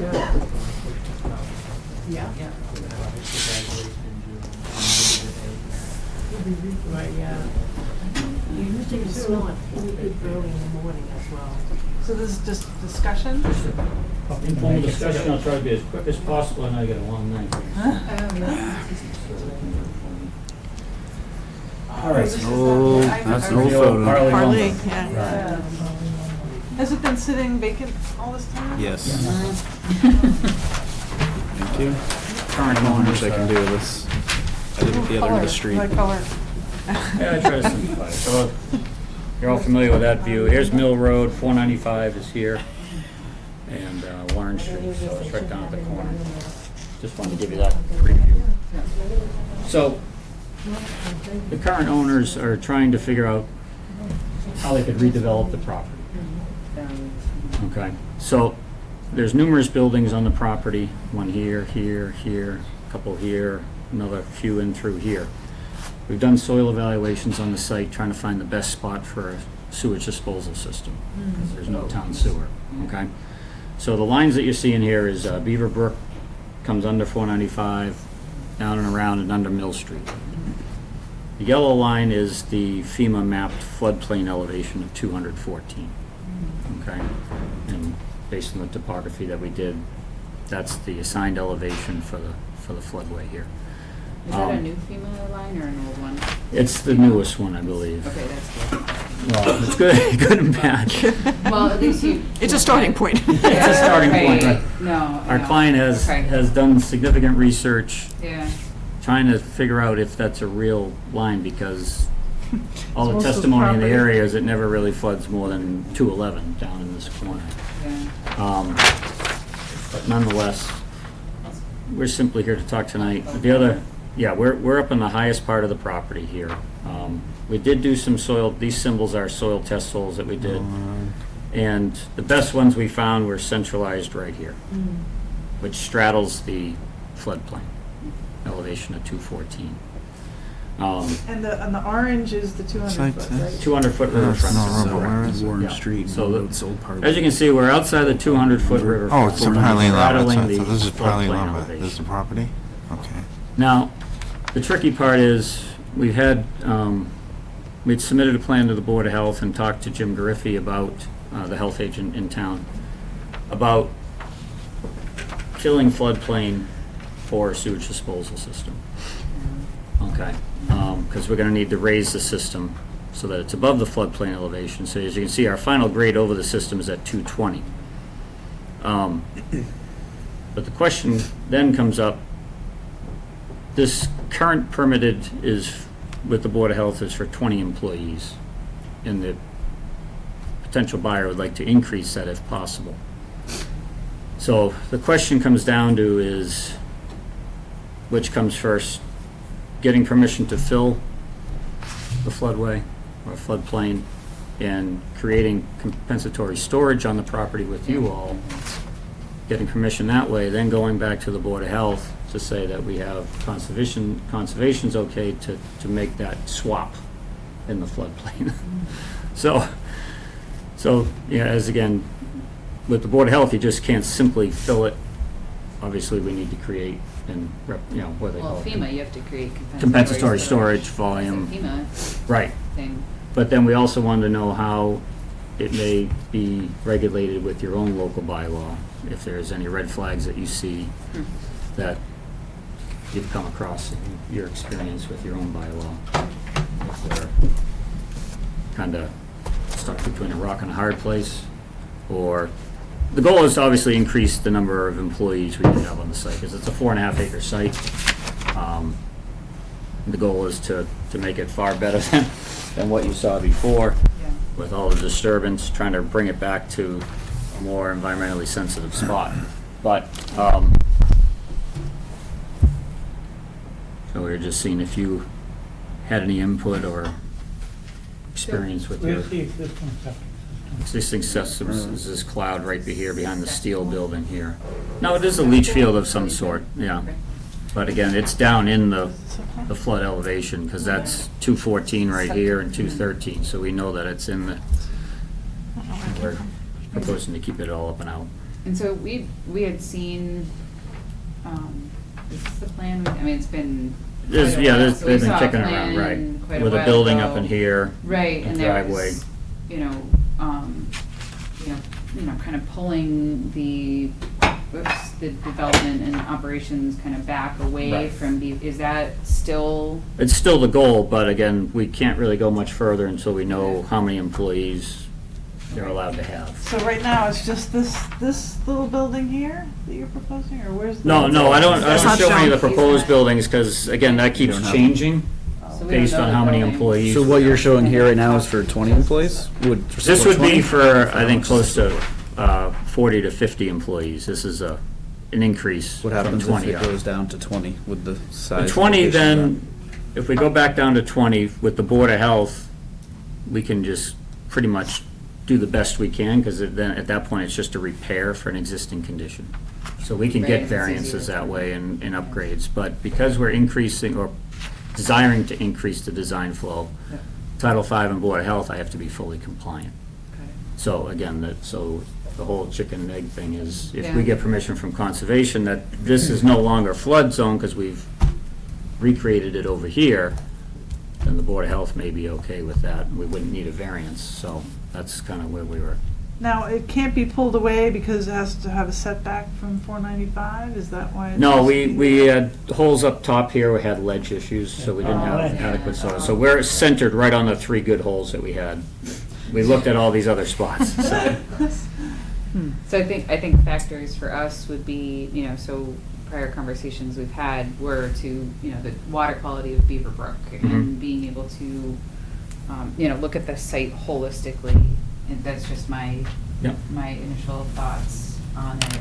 I think we were happy to see, because there's, different impacts right next to Right. Brook at the And moment. this foundation of the steel building is actually as high as the floodplain, so Yeah. if that were to be removed, we're actually creating it there, because that's just a solid concrete foundation that blocks water from going in, so. Right. Yeah, their goal would be to, move everything north. Okay. Can you turn it the other way again so we can see the aerial? Yep. It would be useful to see on the aerial where potential compensatory storage. Be up in this area here where it's been There, kind of right? disturbed. So This it's is the already property line. It's already disturbed. Yeah, it's So it would been, be, would the idea be to just like grade it back to 214 and use it for operations, or restore some sort of natural condition, or not really there yet? I guess we're not there yet, but we know that we could, that'd be the one desirable location, that we know that we have enough that we can lower it. Yeah. And again, it's sacrificing this building, which would then create Mhm. whatever volume is being blocked now because of that foundation is higher than the flood. So you're basically gonna take this steep banked area here and. create more Actually, it's on storage. your land, we'd be inside of it. In through here. Okay, extend this. This is flood over area the then? property line. Oh, right, yeah. Okay. So the topography is a little higher right here. So it'd be creating something in here, getting rid of this to create more. And these buildings would become down, this one, this one, this one, and these to create a building up in here, up above. That way it's so jagged up in here, it's compensating for these buildings? Yeah, that's just the Oh, true that's the topography, elevation line. yeah, so with the existing conditions on the site. So that's where the 214 contour lies, based on the existing site conditions. Because of where they have buildings and little retaining walls and from the lumberyard. Yeah, have you made calculations yet about if? I think we can make it- Remove the buildings, will that? Buildings and cutting out some over in here, yes, I believe we can, because again, this is 215 here. So that's quite a bit of, less than 215 in that area. So all's over in here. And getting rid of that. So if you get rid of that and that to fill this, that's kind of where we're looking to make the swap. So we're just seeking your input on it and Yeah. see if it is something viable to at least consider moving forward with the full-blown design. They know that they want to remove everything away from the, kind of restore down here. That's their goal, keep My everything. thought up in this is that it's okay and that it's the only spot it can be. Yeah, so. again, that's, And there is an existing well here, but that would be abandoned, so that we don't have to be 100 feet away from that as I mean, well. yeah, I agree, that's the only spot that it has to be, but does it have to support 50 people?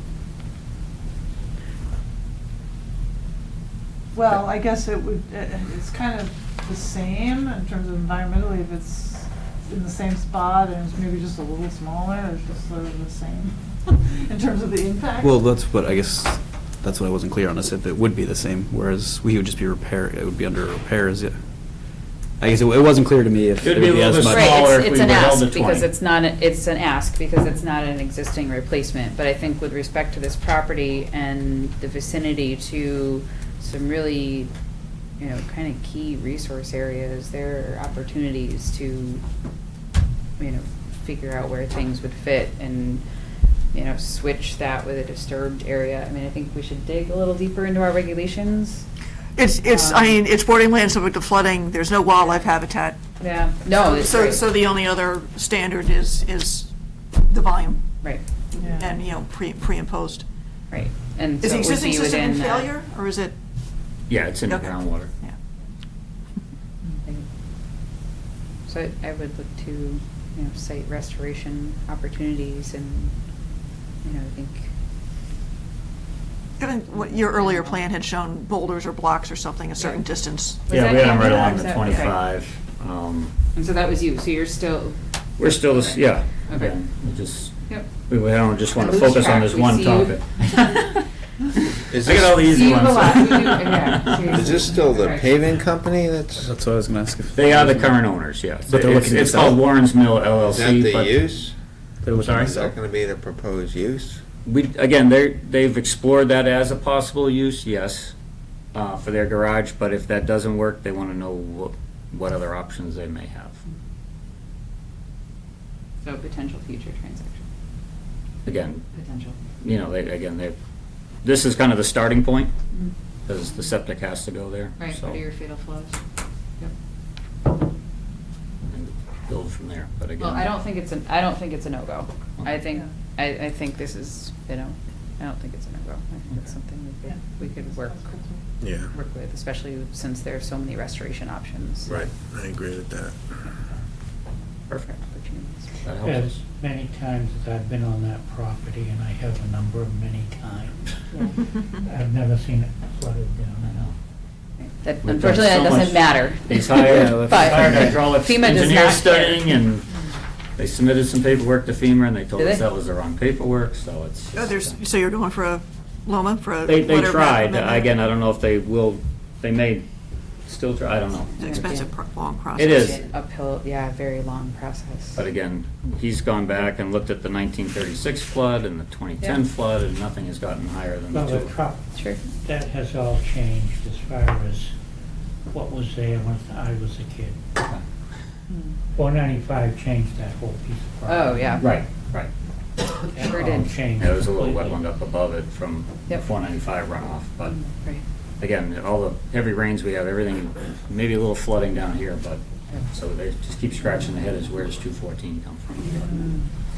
All right, well, I know you got a busy night, so that helps a lot. All right, Okay. great. Have a Thank great you. night, thanks for your time, appreciate it. Do you want these drawings back? If you don't want it, I'll take it. Save it for the next bill. Bit behind. So, but there's nothing to say on 8:30, so. We'll see you soon. All right. Continued Thank you. public hearing, notice of intent, 257 King Street. Don't have the DEP number yet, that's all it was waiting for. It seems to be lost in the mail or something, so we will continue. It's continued. Okay. Okay. See, that's easy to get past. Continued Help a little public bit. notice of intent, 151 Taylor, R10-14-0, Mass DEP bill number 204-9, something. XX. Kim will- No number for you either, huh? It's either gonna be 05 or 06, Mm-hmm. and I'll bet the one you had just in front of us is gonna be the other of those. You know? Well, and I did get a call from DEP saying, yeah, there's already an order of conditions on this site, so they're gonna want that, get that squared away, I think. Yeah, so we'll talk about that as we go through tonight. So as far as the file number goes, we bothered them, I think, once a Yeah. day last week, and the story that we're getting is that Boston is very backed up and they're not processing the fees. Yep. So that's all it's all about. So Yep. same thing probably goes for Yeah. the one We've you all were been doing, monitoring it's that. continued, so. The call I got from Kim Roth today was specifically that since there already is an order of conditions on this property, Mhm. they don't like issuing another, Oh. file number on the same property. Right, sure. But I'm sure you probably don't want to release that No. order of conditions until you have the new one, so Yeah, and we'll talk to them about that. you should 'cause- give Kim a call and, Yeah, because Yeah. I've got a couple of sites. I've got one up in Andover that actually has 4 different notices open. it's not like they don't do it, for- they just want to make sure Yeah. that you know what you're doing. Give it a shot. And the big difference for the one up in Andover is it's 4 different things around a big corporate campus, and this is really, I think in the eyes of DEP, this could be the same project between what's open now and what we're proposing. It's 140-something square foot, 140-something thousand square foot building. Could be. Industrial use, some buffer impact, and Would it be better to take the existing order of conditions and modify it? No, because it's a completely different application, different owner. Okay. We can't do that. because Different it's- design too. Yeah, very different Very design. different design. Okay. I think with some of the design aspects, we could probably do it, but because it's different owner. That's it can't be problematic. done. So the steps, just so you're aware, is once we get the approval from you folks, we would then turn around and close out the open order, the other order, under a no action clause. So nothing was ever done, close it out, it's gone. And we can have a conversation with DEP about that, that's fine. Unfortunately, we do it on, it happens on quite a few sites throughout the Commonwealth, so I'd like to try to be special on this. So this evening, I want to talk about a few things. When we were here last time, we had 5 or 6 items that you had asked us to take a look at and discuss. We went through those, sent in a letter. I want to touch briefly on those. Earlier this evening, we were in front of the planning board, and we received conditional approval from them. The biggest condition on that was that we continue to work out a few things with the peer review consultant.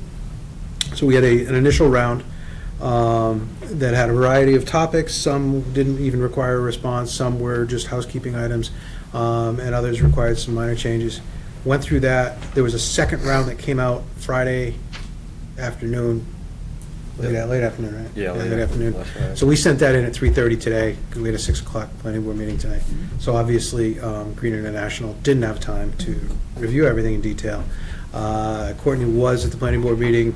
We talked about it. She said she's reviewed things. Things seem to be progressing in the right direction, but just until the final sign-off, they wanted to make it conditional. So the approval was, one of the conditions was make sure we're just all set with them, so which we plan on doing over the next couple of days. They've got all of our updated information.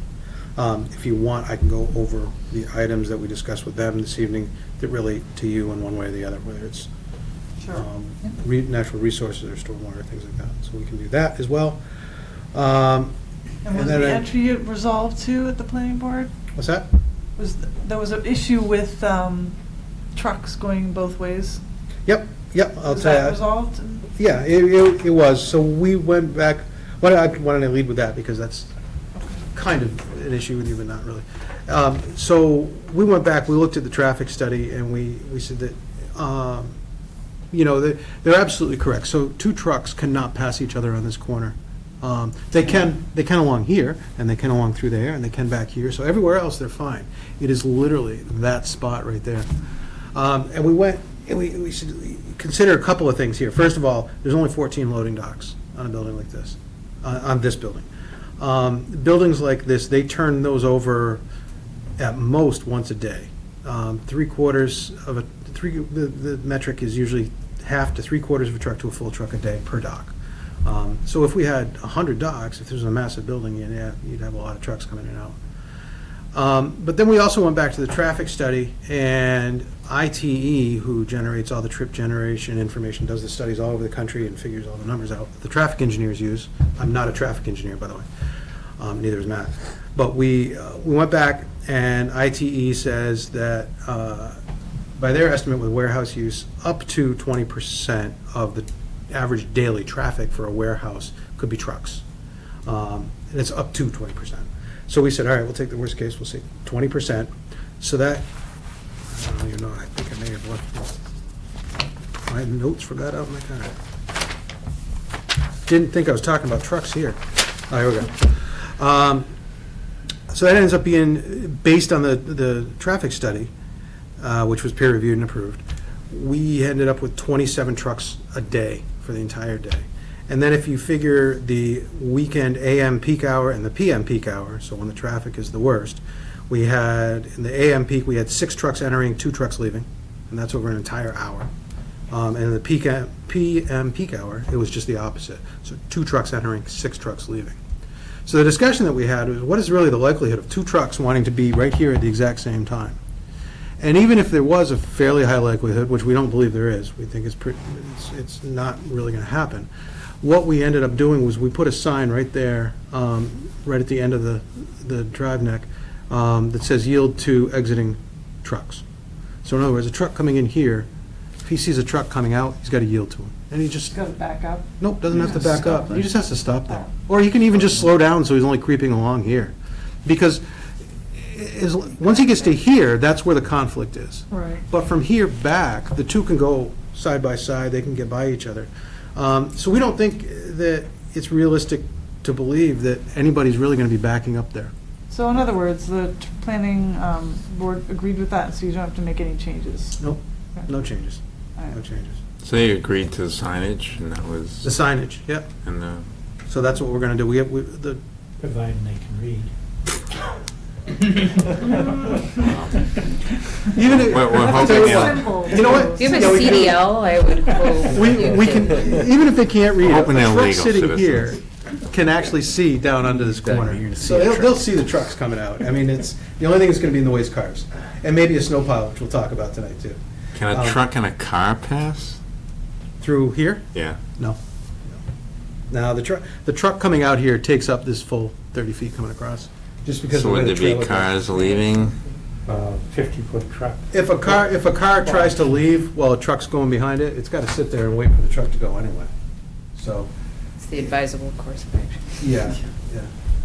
So even, I mean, where a car and a truck can Right. pass here, if a car is waiting to back out of that spot and a truck's going by in either direction, Right. he's going to wait. He's not going to, I would hope he's not going to back out and wait the truck. So. Yeah. It's something that we see a lot on an industrial site, and when you're taking a lot of these sites that are fairly constrained by natural resources, your instinct is immediately, well, I hope your instinct is immediately to minimize the amount of pavement. So what do you do to minimize the pavement?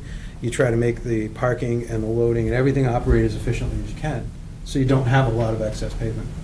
And, one of the discussions we had with the board the first night, and then also again tonight, planning board, was that we have the 14 loading docks back here, but we also have parking in between them all. So to fit all the parking in that we want to provide, instead of just making this wide open and only having 14 truck docks and a lot of empty space, we did everything we could to put the parking in. Same thing coming around here. Now, when a tenant is discovered, hopefully next week, 2 weeks, a month, 2 months, whenever a tenant is discovered, and he comes in and says, well, geez, I don't really need 200 parking spaces, I only need 100 or 150. Well, then what do? Now you start looking at what makes sense to get rid of for parking. I'll tell you, the first ones that'll go would be these. The next set that would go would probably be this outbound section there. So, Mhm. but until we get the tenant and until we know the exact Right. operation of this, we want to make sure that there's adequate parking for whoever wants to come in here. That's where Okay, we're what's at. your next object? So, I'm glad you didn't really make me get too deep into traffic. I didn't- Yeah, I'm not that interested. We told the traffic guy he didn't have to come We here just want to tonight. know if you needed more pavement, we're gonna No. take more trees or not, so No, we don't need more question answered. pavement. We don't need more pavement. I know Green asked about, also had issues with that basin being out, and I saw the back and forth on that. Mhm. So how was that resolved? With the basin being there with all the trees cut? Yeah, they were encouraging They- infiltration underneath the parking They lot, wanted just us- like we were. Yep, they wanted us to go under parking lot. The discussion that we had both with Green as well as with the planning board, and to some degree with you folks as well, was that we prefer, on industrial sites, we prefer to keep it open. We want to see how those basins are functioning. We want to see what's, if there's anything getting in there that shouldn't be in there, something other than water, whether it's a floatable, whether it's just trash being blown around in there, whether it's oil and grease, you want to be able to see it. If it's under the parking lot, you can't see it. And often the maintenance isn't done. No, it really isn't. I'm not telling you anything you don't already know. It's not out of mind. Yeah. Yep, and, I have to do what to the basins? right, and it's just, on an industrial site, we think this works better. That's that. How about infiltrating some of the roof water? It's all being infiltrated into here. No, but I was gonna say underneath the parking lot, that would help. Well, it will help, but again, it's, it's under the parking lot structures, and if something does get in there that you weren't expecting, you don't know it. From the roof? Such as? We've seen leaf debris get in there, we've seen. Oh, yeah. Dead seagulls. That should be Say able to. animals? Yeah. The birds, yeah. Well, bird poop for sure, but. Yeah, we have seen quite a bit. But relative to a parking lot where you have trucks It's or clear. vehicles No, that it's clear. can, Absolutely. I or agree. But, tire dust, lead weights, et cetera. Yep. The roof runoff's pretty benign. agreed. But again, it's just, in an industrial site, we like to keep it open as much as we can. Are you going to fence that a little bit, or one side, so debris doesn't, anything blowing across would catch it? You know what, we have not proposed any fencing on it. Since it's not a wet pond, we haven't even. No, but I considered was doing it, just but- thinking of stuff, paper and stuff, if you had to fence it, trap it before it gets into the pond. It's something we could think about. We haven't proposed it on this. Be open. Truck It'll truck be mostly doors dry, yes. from Yeah, it's- snacking it's and mostly dry, but again, someone has to get in there versus, oh, there's a bunch of stuff at the edge of the parking lot. I wonder if it's possible. Or if trucks have to wait there for whatever reason. Is it a way to wrap, have it a long, thin basin wrapping around this way to keep it, so that you minimize the tree? Getting into the buffer zone. Yeah, we're in the buffer zone right there. So this, But within the 50 to 100, that, and the That's topography, permeable. topography is such that if we did that, then we'd be well down into the 50 by the time we graded it off. Because it's a pretty good slope all the way down. Do you have a grading plan? Yeah.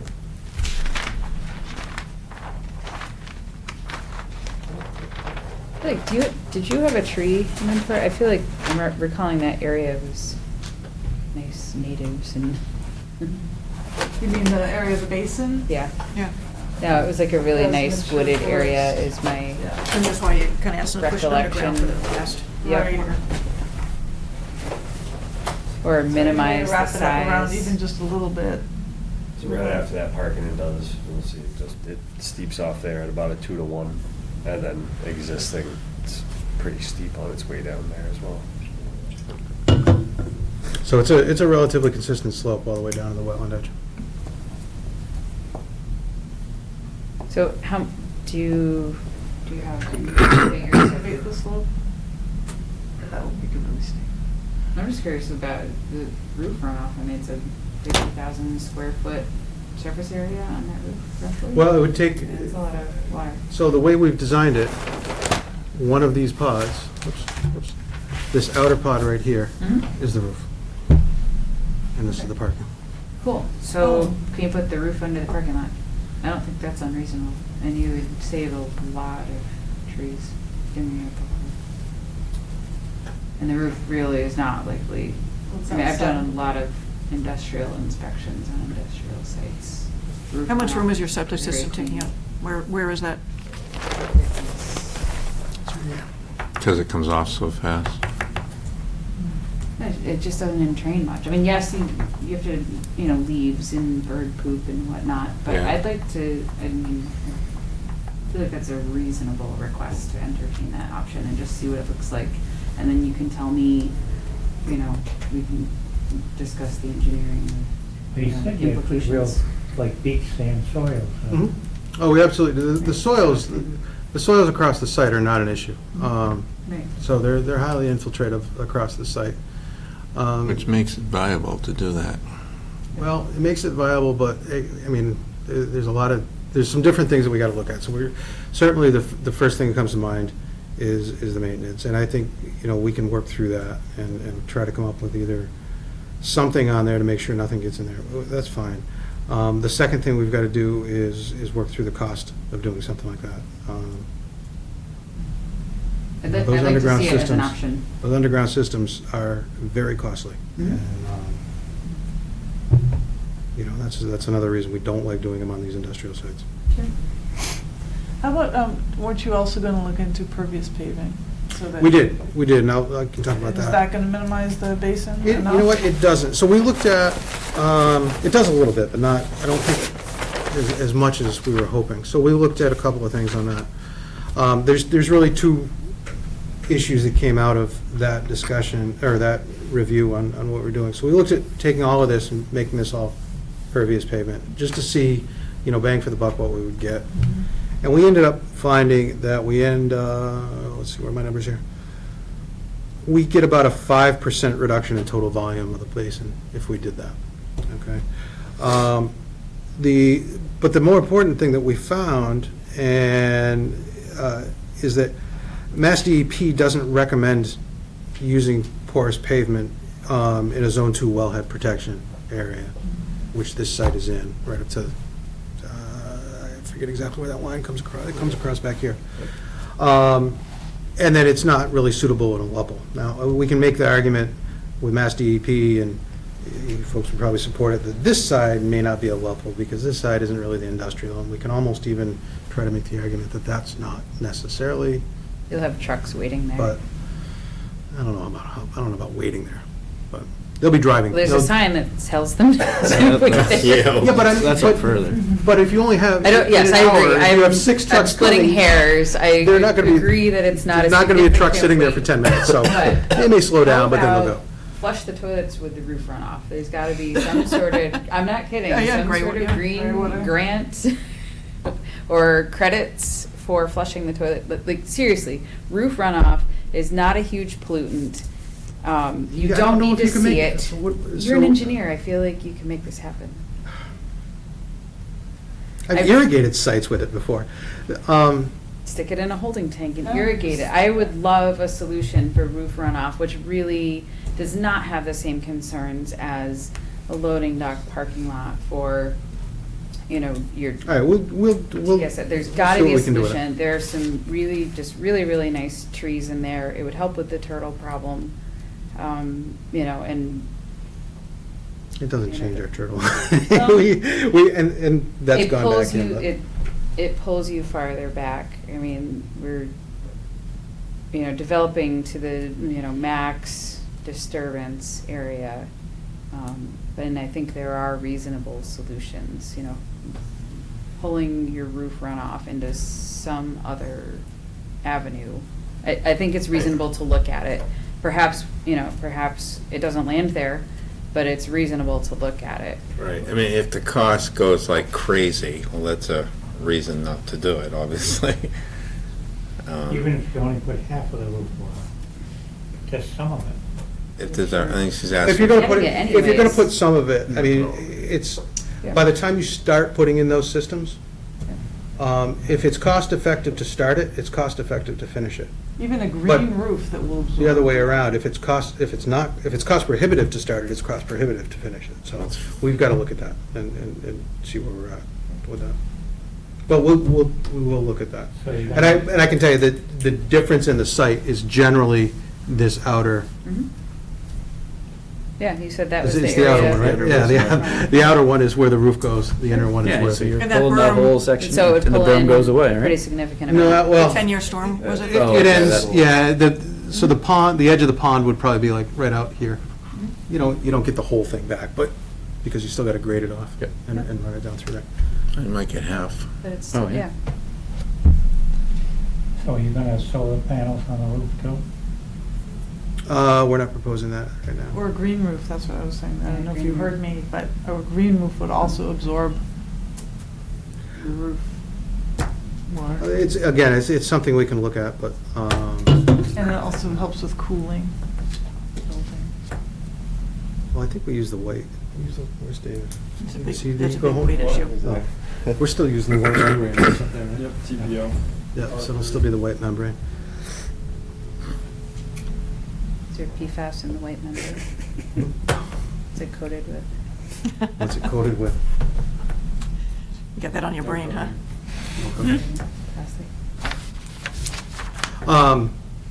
We can take a look at the feasibility of a green roof, but I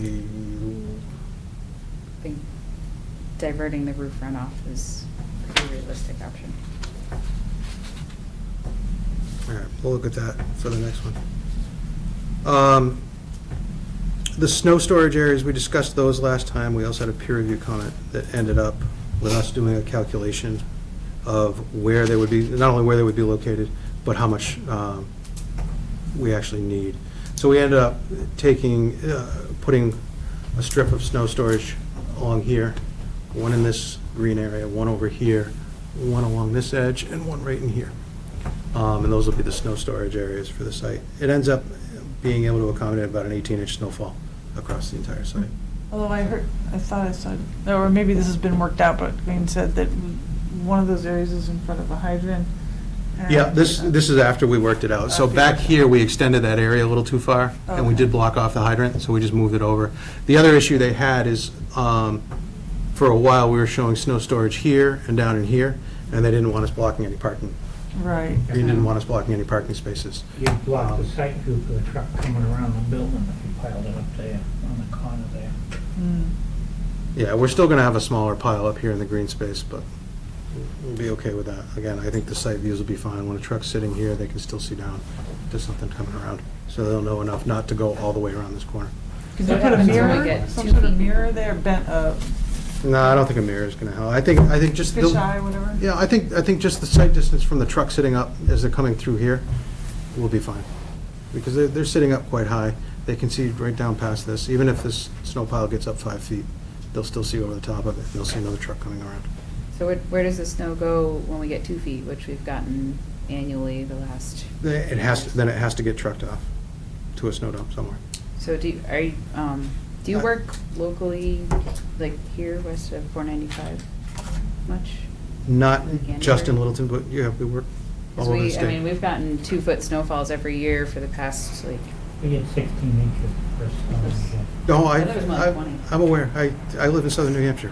okay. We get. Right, okay. we get So we whacked. get it, so I how know. is the snow storage So- only designed, so they have to truck it out? You They don't have- think they're just gonna stick it somewhere?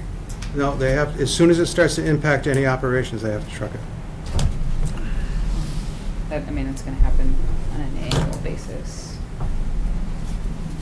But the minute I start putting snow off the pavement, we're running it off into the wetlands. We can't do it. No, I agree, Yeah, that's we my can't do it. concern. Yeah, it can't So be done that again, way. this whole O&M implementation thing, this is kind of my concern, is if there's only snow storage for an 18-inch snowfall, and we know we get at least one a year, or we have for the past, decade or so, how do we enforce if they're trucking it off? I'm just concerned about the reality of that. The minute, well, we have it in our planning board application right now, and we'll tell you the same thing. The minute it starts to impact the operation of the site, so if cars can't park or if trucks can't get where they gotta get, then that's when it has to start getting trucked off. But until then, if we get a 2-foot snowstorm or a larger snowstorm and they decide they're gonna put snow right here in front of these truck docks or across these parking spaces, and it's not impacting the functionality of the site, and I'll they be can honest with deal. you, I don't care. I don't know if the owner cares either. So Well, I'm worried it will head into the wetlands, and how do we make sure it's not? Oh, we can add signage all along there. It depends on how frequently you want to put it. Well, We've and done you're that gonna on put the sites before. signs really high. Well, they're at a typical Just parking thinking sign. logistics, because I've definitely never shown up to work and had parking spots blocked before. I don't think anybody's had that happen before. You've never run a front-end loader that just goes where it's Yeah. gonna go. Well, right, exactly. That's what I'm saying. I mean, you run into blocked parking. all the Every, time. I every would rather parking lot have I've the ever seen in the parking winter blocked. has parking spaces blocked. I don't want the snow in the It happens. wetlands. I would rather the parking be blocked. I completely agree. So how do we prevent that with the pavement right there and the plow, which is gonna... There's a couple of different ways. Signage is one of them. You can put fencing along, but you've got to put, we're not going to put 10-foot fencing. Boulders isn't going Boulders. to do it. If a front-end loader wants to dump snow over an edge, and he sees, and all he's got is a 3 or 4 foot boulder sitting in front of him, he's going to dump it past the boulder. Sounds like we need larger boulders. I don't know if there's any boulders that size in this site. I don't know, we have a lot of sites, good. Okay. This has got pretty granular sand. I don't recall hitting any boulders during our test pits. Oh, we saw that one site where they had the boulders up, and Yeah. the boulders just got pushed down the bottom of the hill, Yeah. with snow on top of them, so. They'll just, If they they'll have the dump it over equipment, there. they're gonna. I mean, Right, and herein is my concern. There's not designated snow storage for a storm we will get every year. But, okay, so what is the volume you want? I mean, when we back calculated everything, we got 2 feet of snow. So, do you want 3 feet of snow? Do you want 4 feet of snow? Do you want 20? I don't know what the number is, because every Okay. town is different. And so if we can Well, I feel provide like 18 to 24 inches of snow storage, I think we've done our job. So we get 24 inches of snow on a regular basis, or we'll get subsequent. So I feel as though, 30 inches would be more of an outside chance versus what we typically get. Depends how much it melts. Sure. Or it could I mean, not right melt at now, all, and then you yeah. just get. So if you put 30 inches of snow storage, do I get to block some parking spaces? Sure. Because for I don't care if you block parking. All right. So, Well, then fine, we can put, I'll show emergency snow storage down here and down here. Yeah. If that's, I'm If just that's trying the to figure out. strategy. I am questioning the reality of the tenant paying to truck snow off-site. Nobody does that. they would block the parking They would block the spaces. parking, or they would push No, it into you're- the, or they would you're push it into the you're wetlands. absolutely right. They will block the parking. right. And as soon as it becomes a hindrance to the operation, then they will get rid of it Right. somehow, So let's some way. add signs. Or move it around the site to areas that are, Yeah, I don't mind, I mean, we'll put signs right around the perimeter of this. I've done that many times. And it basically just says, no snow dumping. That's that. Okay. And those signs will say They need to be 6 feet small above. enough. Bottom of the sign is 6 feet up. 8. Yeah, if you had it too high, they're not gonna see. Yeah. 8 feet. It's 8 pretty feet high. not So worse. see, is 8 too high? Yeah, All right. that's- Yeah, because if Okay. a guy in a pickup truck's plowing that, That's- he's never gonna see it. yeah. I think we're safe with 6, because Line of sight. 4-wheel drive pickup truck still sits high Yeah. enough, it'll see the Just 6 thinking footer. the snow gets like up against it. And You should be seeing it before he that's gets to that fine. point. 6 is fine. I will agree. North is basically up, so that's the western So against edge. the sign, so. That's Yeah, it'd be basically the north That's and my- western edge, yeah, right the around snow's here. gonna go against the signs. I know, it's, well, I'm just hearing is having pavement. Yeah, it's, Do you have, the issues we always have with snow storage is the perception and the reality. Yeah. And I think you're trying to For juggle sure. that, and I totally understand it. You can show all these little bubble things all over there. but- yeah, you can draw any polygon you want. But the bubble cloud, implementation I can tell you is right now, the completely bubble different. clouds that we put on there is the last place they'll pile snow. So if I tell them you've got to pile it here, that's the last place the snow will end up, and you know that. Yeah. So, we do the best we can to put the volume on there, but one thing we don't want, and you totally agree, is we don't want it piled along these edges, because Right. it goes the places we don't want it to go. Well, and especially your basin. You don't want No, I agree. snow there. Do you have, speaking of conditions around the perimeter, do you have a restroom for the truckers? Inside the buildings, yeah, In the buildings? in the building. Do you have anything outside? Nope. How, have you heard of instances where, they aren't gonna wait to go in the building or won't go in if, Why wouldn't they wait to go in the building?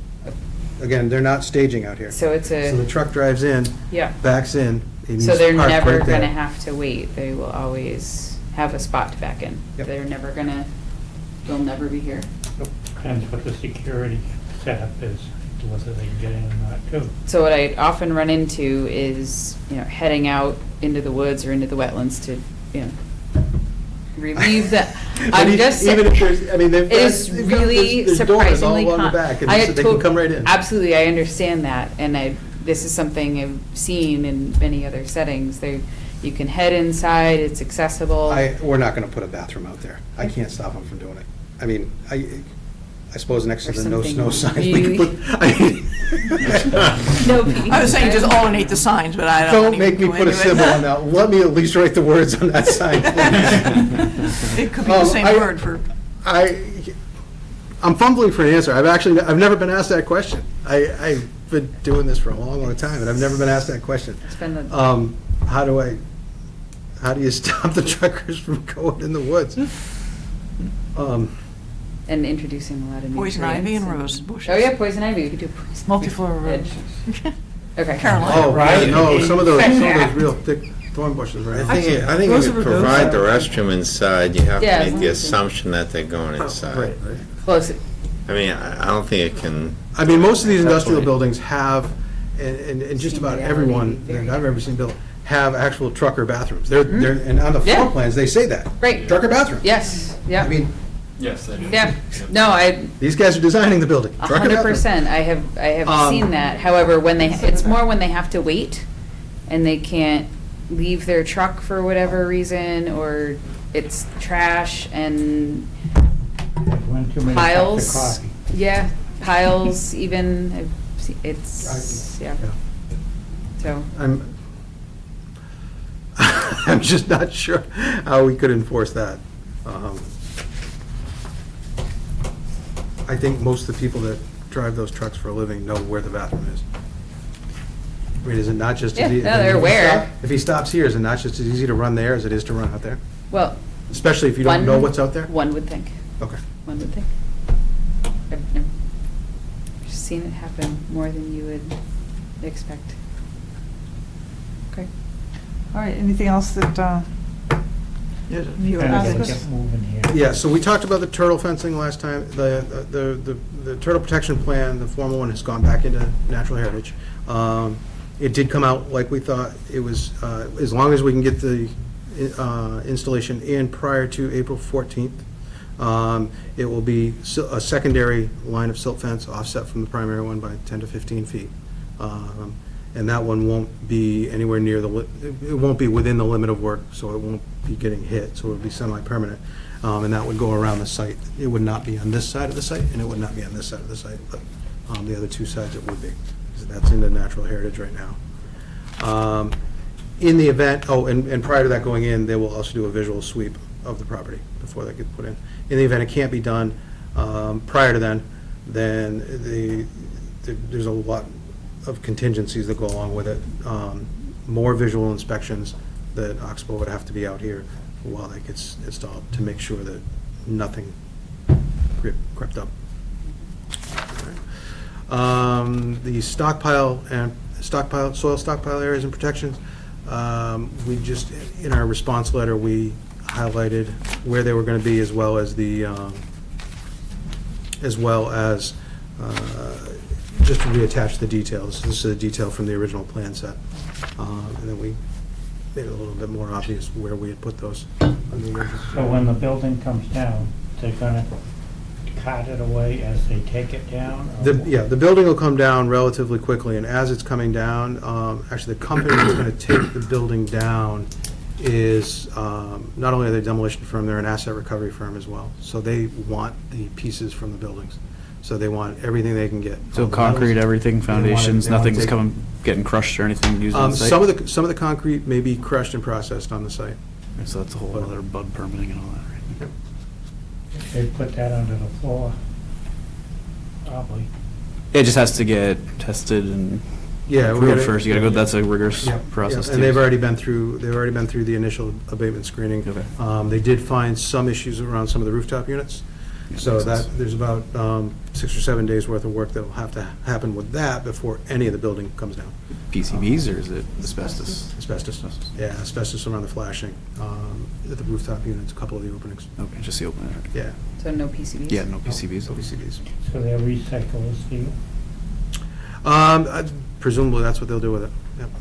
That's usually what those kind of companies do. They take it and, what it ends up doing is it's kind of a winner for a lot of the people involved. So it knocks down the traditional demolition costs, because they get to take a lot of that material away and do with it what they want, whether it's resell it, reuse it, recycle it, whatever they decide to do with it. It's their money. It's their material, their money. That's how that works I'm out. just thinking about the building on Russell Street, how they gutted it completely and left the steel structure more or Oh. less, and then added. have Yeah, added this some won't, to it. that won't be happening here. You're No, not this sure is, if this it is completely coming down. Slabs coming out, foundations are coming out, everything. So this is basically would be brand new. So do you have utilities on there someplace that are gonna be coming to the building? Yep, yes we do. You have the utility plan here? Yep. Oh, yeah, there it is. So on this drawing here, the blue lines, this blue line here are the water mains. These two green lines, one's electric, one's telecom. We have gas coming in this side, and all of our wastewater disposals on the back side.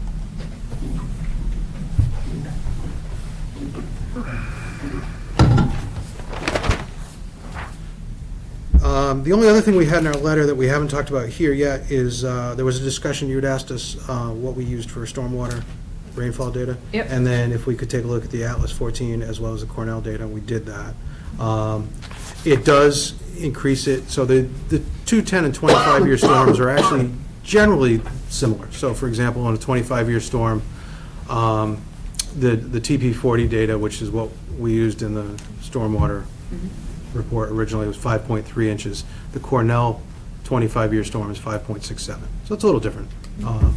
It's when you get to the 100-year storm that you really see the increase in numbers. So you go from a 6.5-inch rainfall.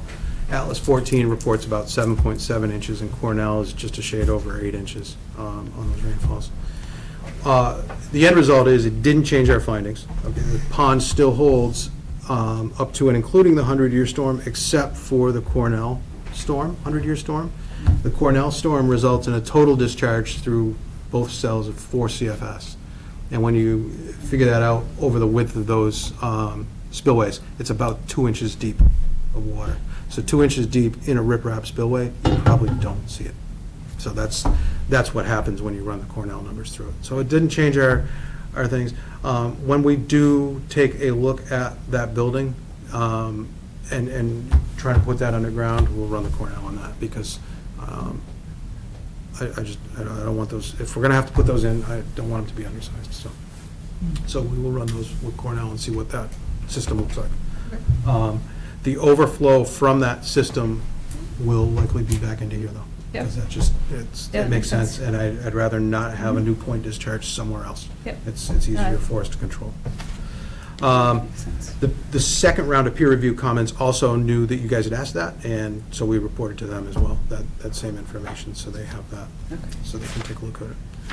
And then there was a request for some more detail about the 50-foot buffer restoration, so we got a little bit more into detail about the plants that we're gonna put in there, some of the supplemental plantings that we'll put right along through there. We end up with a pretty dense, between what we had on our original landscape plan and what we have supplemented that with, we end up with a pretty dense screening of various trees and shrubs in that area. So we think that'll be a pretty successful restoration. Amy, can you give them the list that? Yeah, I think they're all natives. Rob- They're all natives. Yeah. Rob Gear, though, for He doesn't like get pollinators? into the trees and shrubs so much, so it's, Except for the willow. it was more the wetland plants that they were using down there. Oh. I thought that was upland right there, the 50. Yeah, you got a mix of high bush, I can't remember, and there's some dogwoods and high bush blueberry. So we got some smoke trees, we've got winterberry, holly, swamp azalea, high bush blueberry. I think we had some others in the plain landscaping plan as well, original landscape plan. Yeah, I'll take it. And the calipers greater than 2 inches, I think is what we. 2.5 to 3 inches on the trees, and 3 to 4 feet on the shrubs. That's planted. I was wondering, you know, talking about berries and stuff, and all I can go for birds and spreading invasive species stuff. Attracts them. Bittersweet. That attracts them. Yeah. This will be That's just native something to berries that keep they it in can mind, but I mean, spread the around. birds are the guilty ones, and that's why we have all this Yeah, crap. well, let them spread these berries. Yep. So, More native berries to spread. Okay, kind of brought this to a close. We've still got a little more business to take care of. yeah, I gotta get a number first from DEP. Okay? Do you know how far you are from Natural Heritage? What's their Just based background? on how they've been responding on this project and on other projects, I'd say we're probably a week out. Okay, perfect. Yeah, because that went It'd be in, good to have that signed off before, in order. yeah, that went in formally today, and they've been very fast to Yeah. respond to everything lately, so. Good. That's been encouraging. That's nice. So when would you like to be continued to? The next- Well, We have the 24th or the 9th. let's go for the 24th, and we'll do the analysis on the roof alternatives in the next couple of days. Probably have that wrapped up this week on what it would look like. So probably get you at least a sketch version of what it would look like by Friday. And then we can talk with the owners and the contractors, find out if that's feasible from a money standpoint, and go from there. If you're gonna consider gray water, it would be good to I really am talk to the town probably about not going to that. consider gray Probably water, can't. and only because it's not as predictable of a tank. So we can put a tank in there, and maybe we can use some of it, but you're not always going to have water in there, so. Actually, do roof water. That's what, Yeah, I that's think what that's what they're- you're talking about. Taking the roof water, putting it into a holding tank, Yeah. and creating it as a gray water tank. You're going to have You got a whole periods of the separate summer plumbing where issue. it's going to be dry, where you're just not going to have the water. Yeah, So, okay. Be the same for not needing overflow. that's right. Okay. All right, so we'll see you on the 24th. Thanks. Have you heard from Kyle? I have not heard from him. Not here, so I'll keep trying to get hold of him. I'm not sure what's going on. Okay. Thanks, everybody. Thank you. Have a good night. Yeah, thank you. Good night. Do you all sign in, I assume? Would like to cover some of these. Do we have to cover all of them tonight? Nope. Ready for tonight. The only, does that clawback or management request extension, is that gonna be taken care of tonight? Nope, they put in the extension request because it's about to expire, and I pointed out to them that he was giving them a one-year extension and said then you'd do a new notice of intent. Okay. So I'd put that on there when I thought they might be coming in, but, Oh, so right, it's yeah. pulled back and they'll be submitting a notice of intent. I, under other administrative actions, would like to see the board write a letter to Mr. Gass and, what's the name of that division? The Chestnut. Did you see the letter I left there for you? It was just in Yeah. front of Jim's, yeah.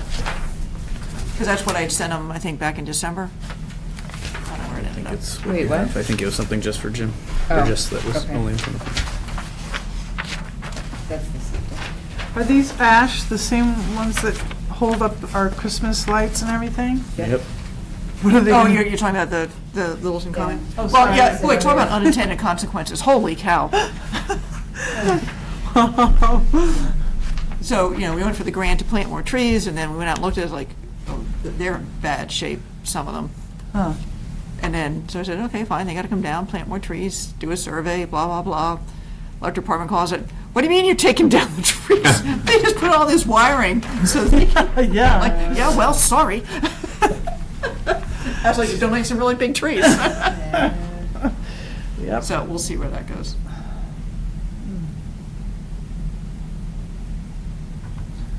So sorry, what letter are you talking about? This one. It's not on the You each have a agenda. copy? Oh, No, I just, you only have a copy? What is it? I got one. But the thing about it is, he sold, I think I've heard he sold the last lot, which means he should have some cash to work with.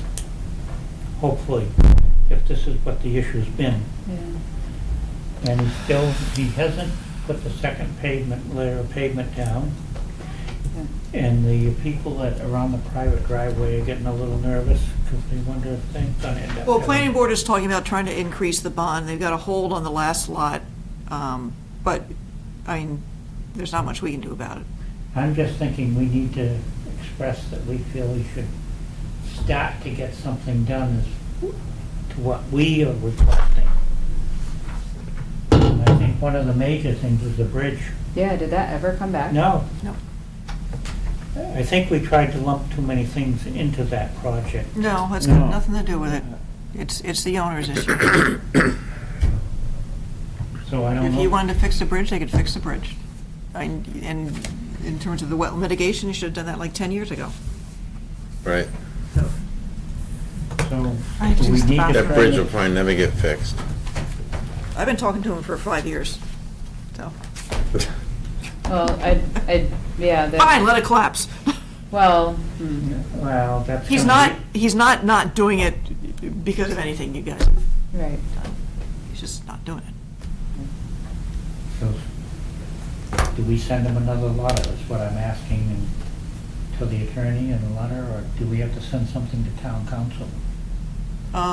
Well, I can certainly redo that, because that's got the list of everything that needs to be done, and start out with the Conservation Commission strongly urges you to finish off Want these, to hear a response back by March 1st or something? or something, yeah. Start putting deadlines on it.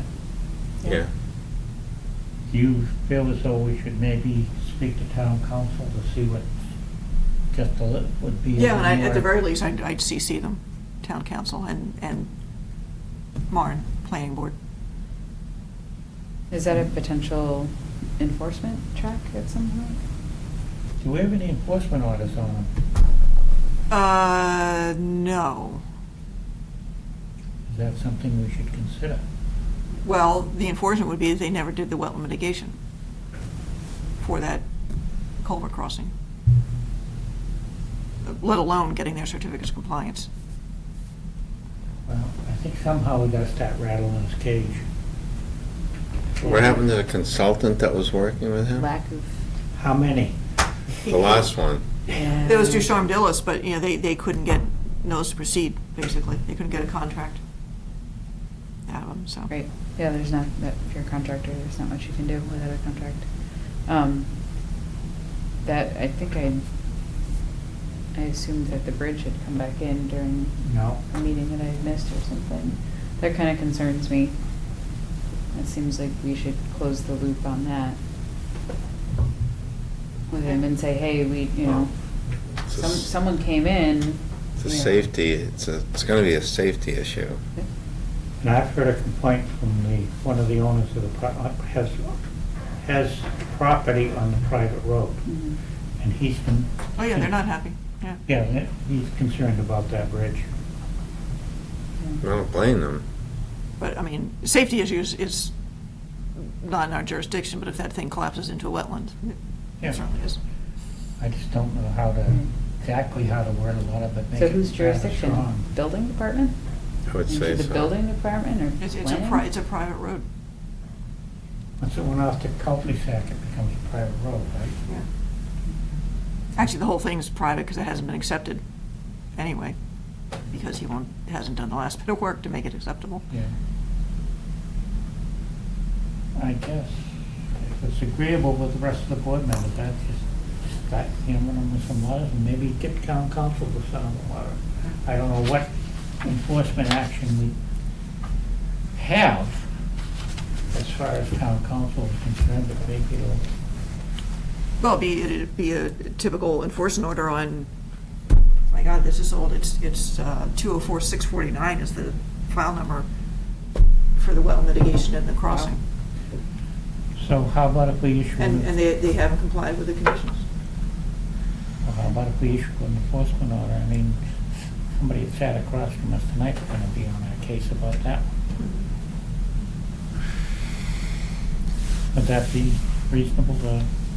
Do we need to stick it as an agenda item to discuss it formally? Or is it? I spoke to it before we. Yeah, no, I No, know. but- No, I know it's under administrative. That's all I'm wondering is, it's under administrative right now. That's all. Which, at least, would cover a strongly worded letter to them anyway. Oh, for sure. Yeah, I'm not questioning the letter. I'm wondering if it needs to be like as a, Well, you're its probably own right. thing. An agenda That's item. all. That's Put on all. the next Question. agenda. Yeah, actually show up on the agenda. I don't know. Probably should.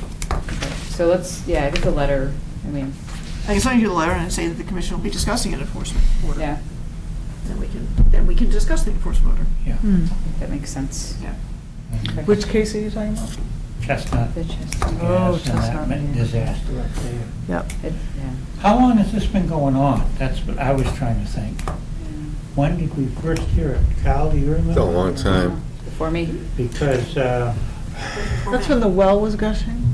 it was before Part of that. it? No, it was before Oh, that. it was all the step, It was a water 52-house treatment. subdivision was proposed that, he passed away a year ago. The engineer that did that. He worked for Perkins, he was one of Perkins's. The engineer that was in front of us a bunch? No, Oh, okay. no. Yeah, Mark. Mark Donahue was Donahue, the yeah. first one that came in with a proposal of 52-house subdivision. For that property? Yep. They were talking about trying to get town water run up Harvard Road that time. And that wasn't too feasible. How many lots wound up going in there? Hmm? How many lots wound up going in there? Was it 11, 12? Yeah, I'd say maybe Yeah, a I thought it dozen or was something like 12. that, Yeah. plus whatever's up on top of the hill. There's somebody that's got the 20-acre piece, and he's put in an orchard on the 20-acre piece. oh, I think there's one lot in between, there's a lot between that one and the first one on top of the hill. I don't know whether that's been sold or not. But I think the last one he had was the one he sold on that Right. long Last one driveway. that Hmm. came in. is that a commercial orchard? I just had heard that the neighbor was telling me that they put in an orchard. Now, whether it's a hobby one or what, but 20 acres is a lot of trees. Right? You can put half of that in, it's a lot of trees. Yeah, they're putting on one of the back hills. Well, Everything's outside the buffer zone. if we've got no more to discuss tonight, I think I could entertain an adjournment. Does Matt need anything from us? No, that was just FYI. of interest. I think they're voting on whether or not we get the grant tonight. I don't know how Well, they're there should doing be that. some encouragement, because Trump was talking about putting money into trees and stuff. And He's also really concerned about toilets and all the flushing. Yeah. Flushing like 15 times. Does But Trump, anyway. does Trump know what a tree is? I've never heard Anyway. mention it. Motion to adjourn. I'll second that. Do I hear a second? I'll second it. All those in favor? Aye. Aye.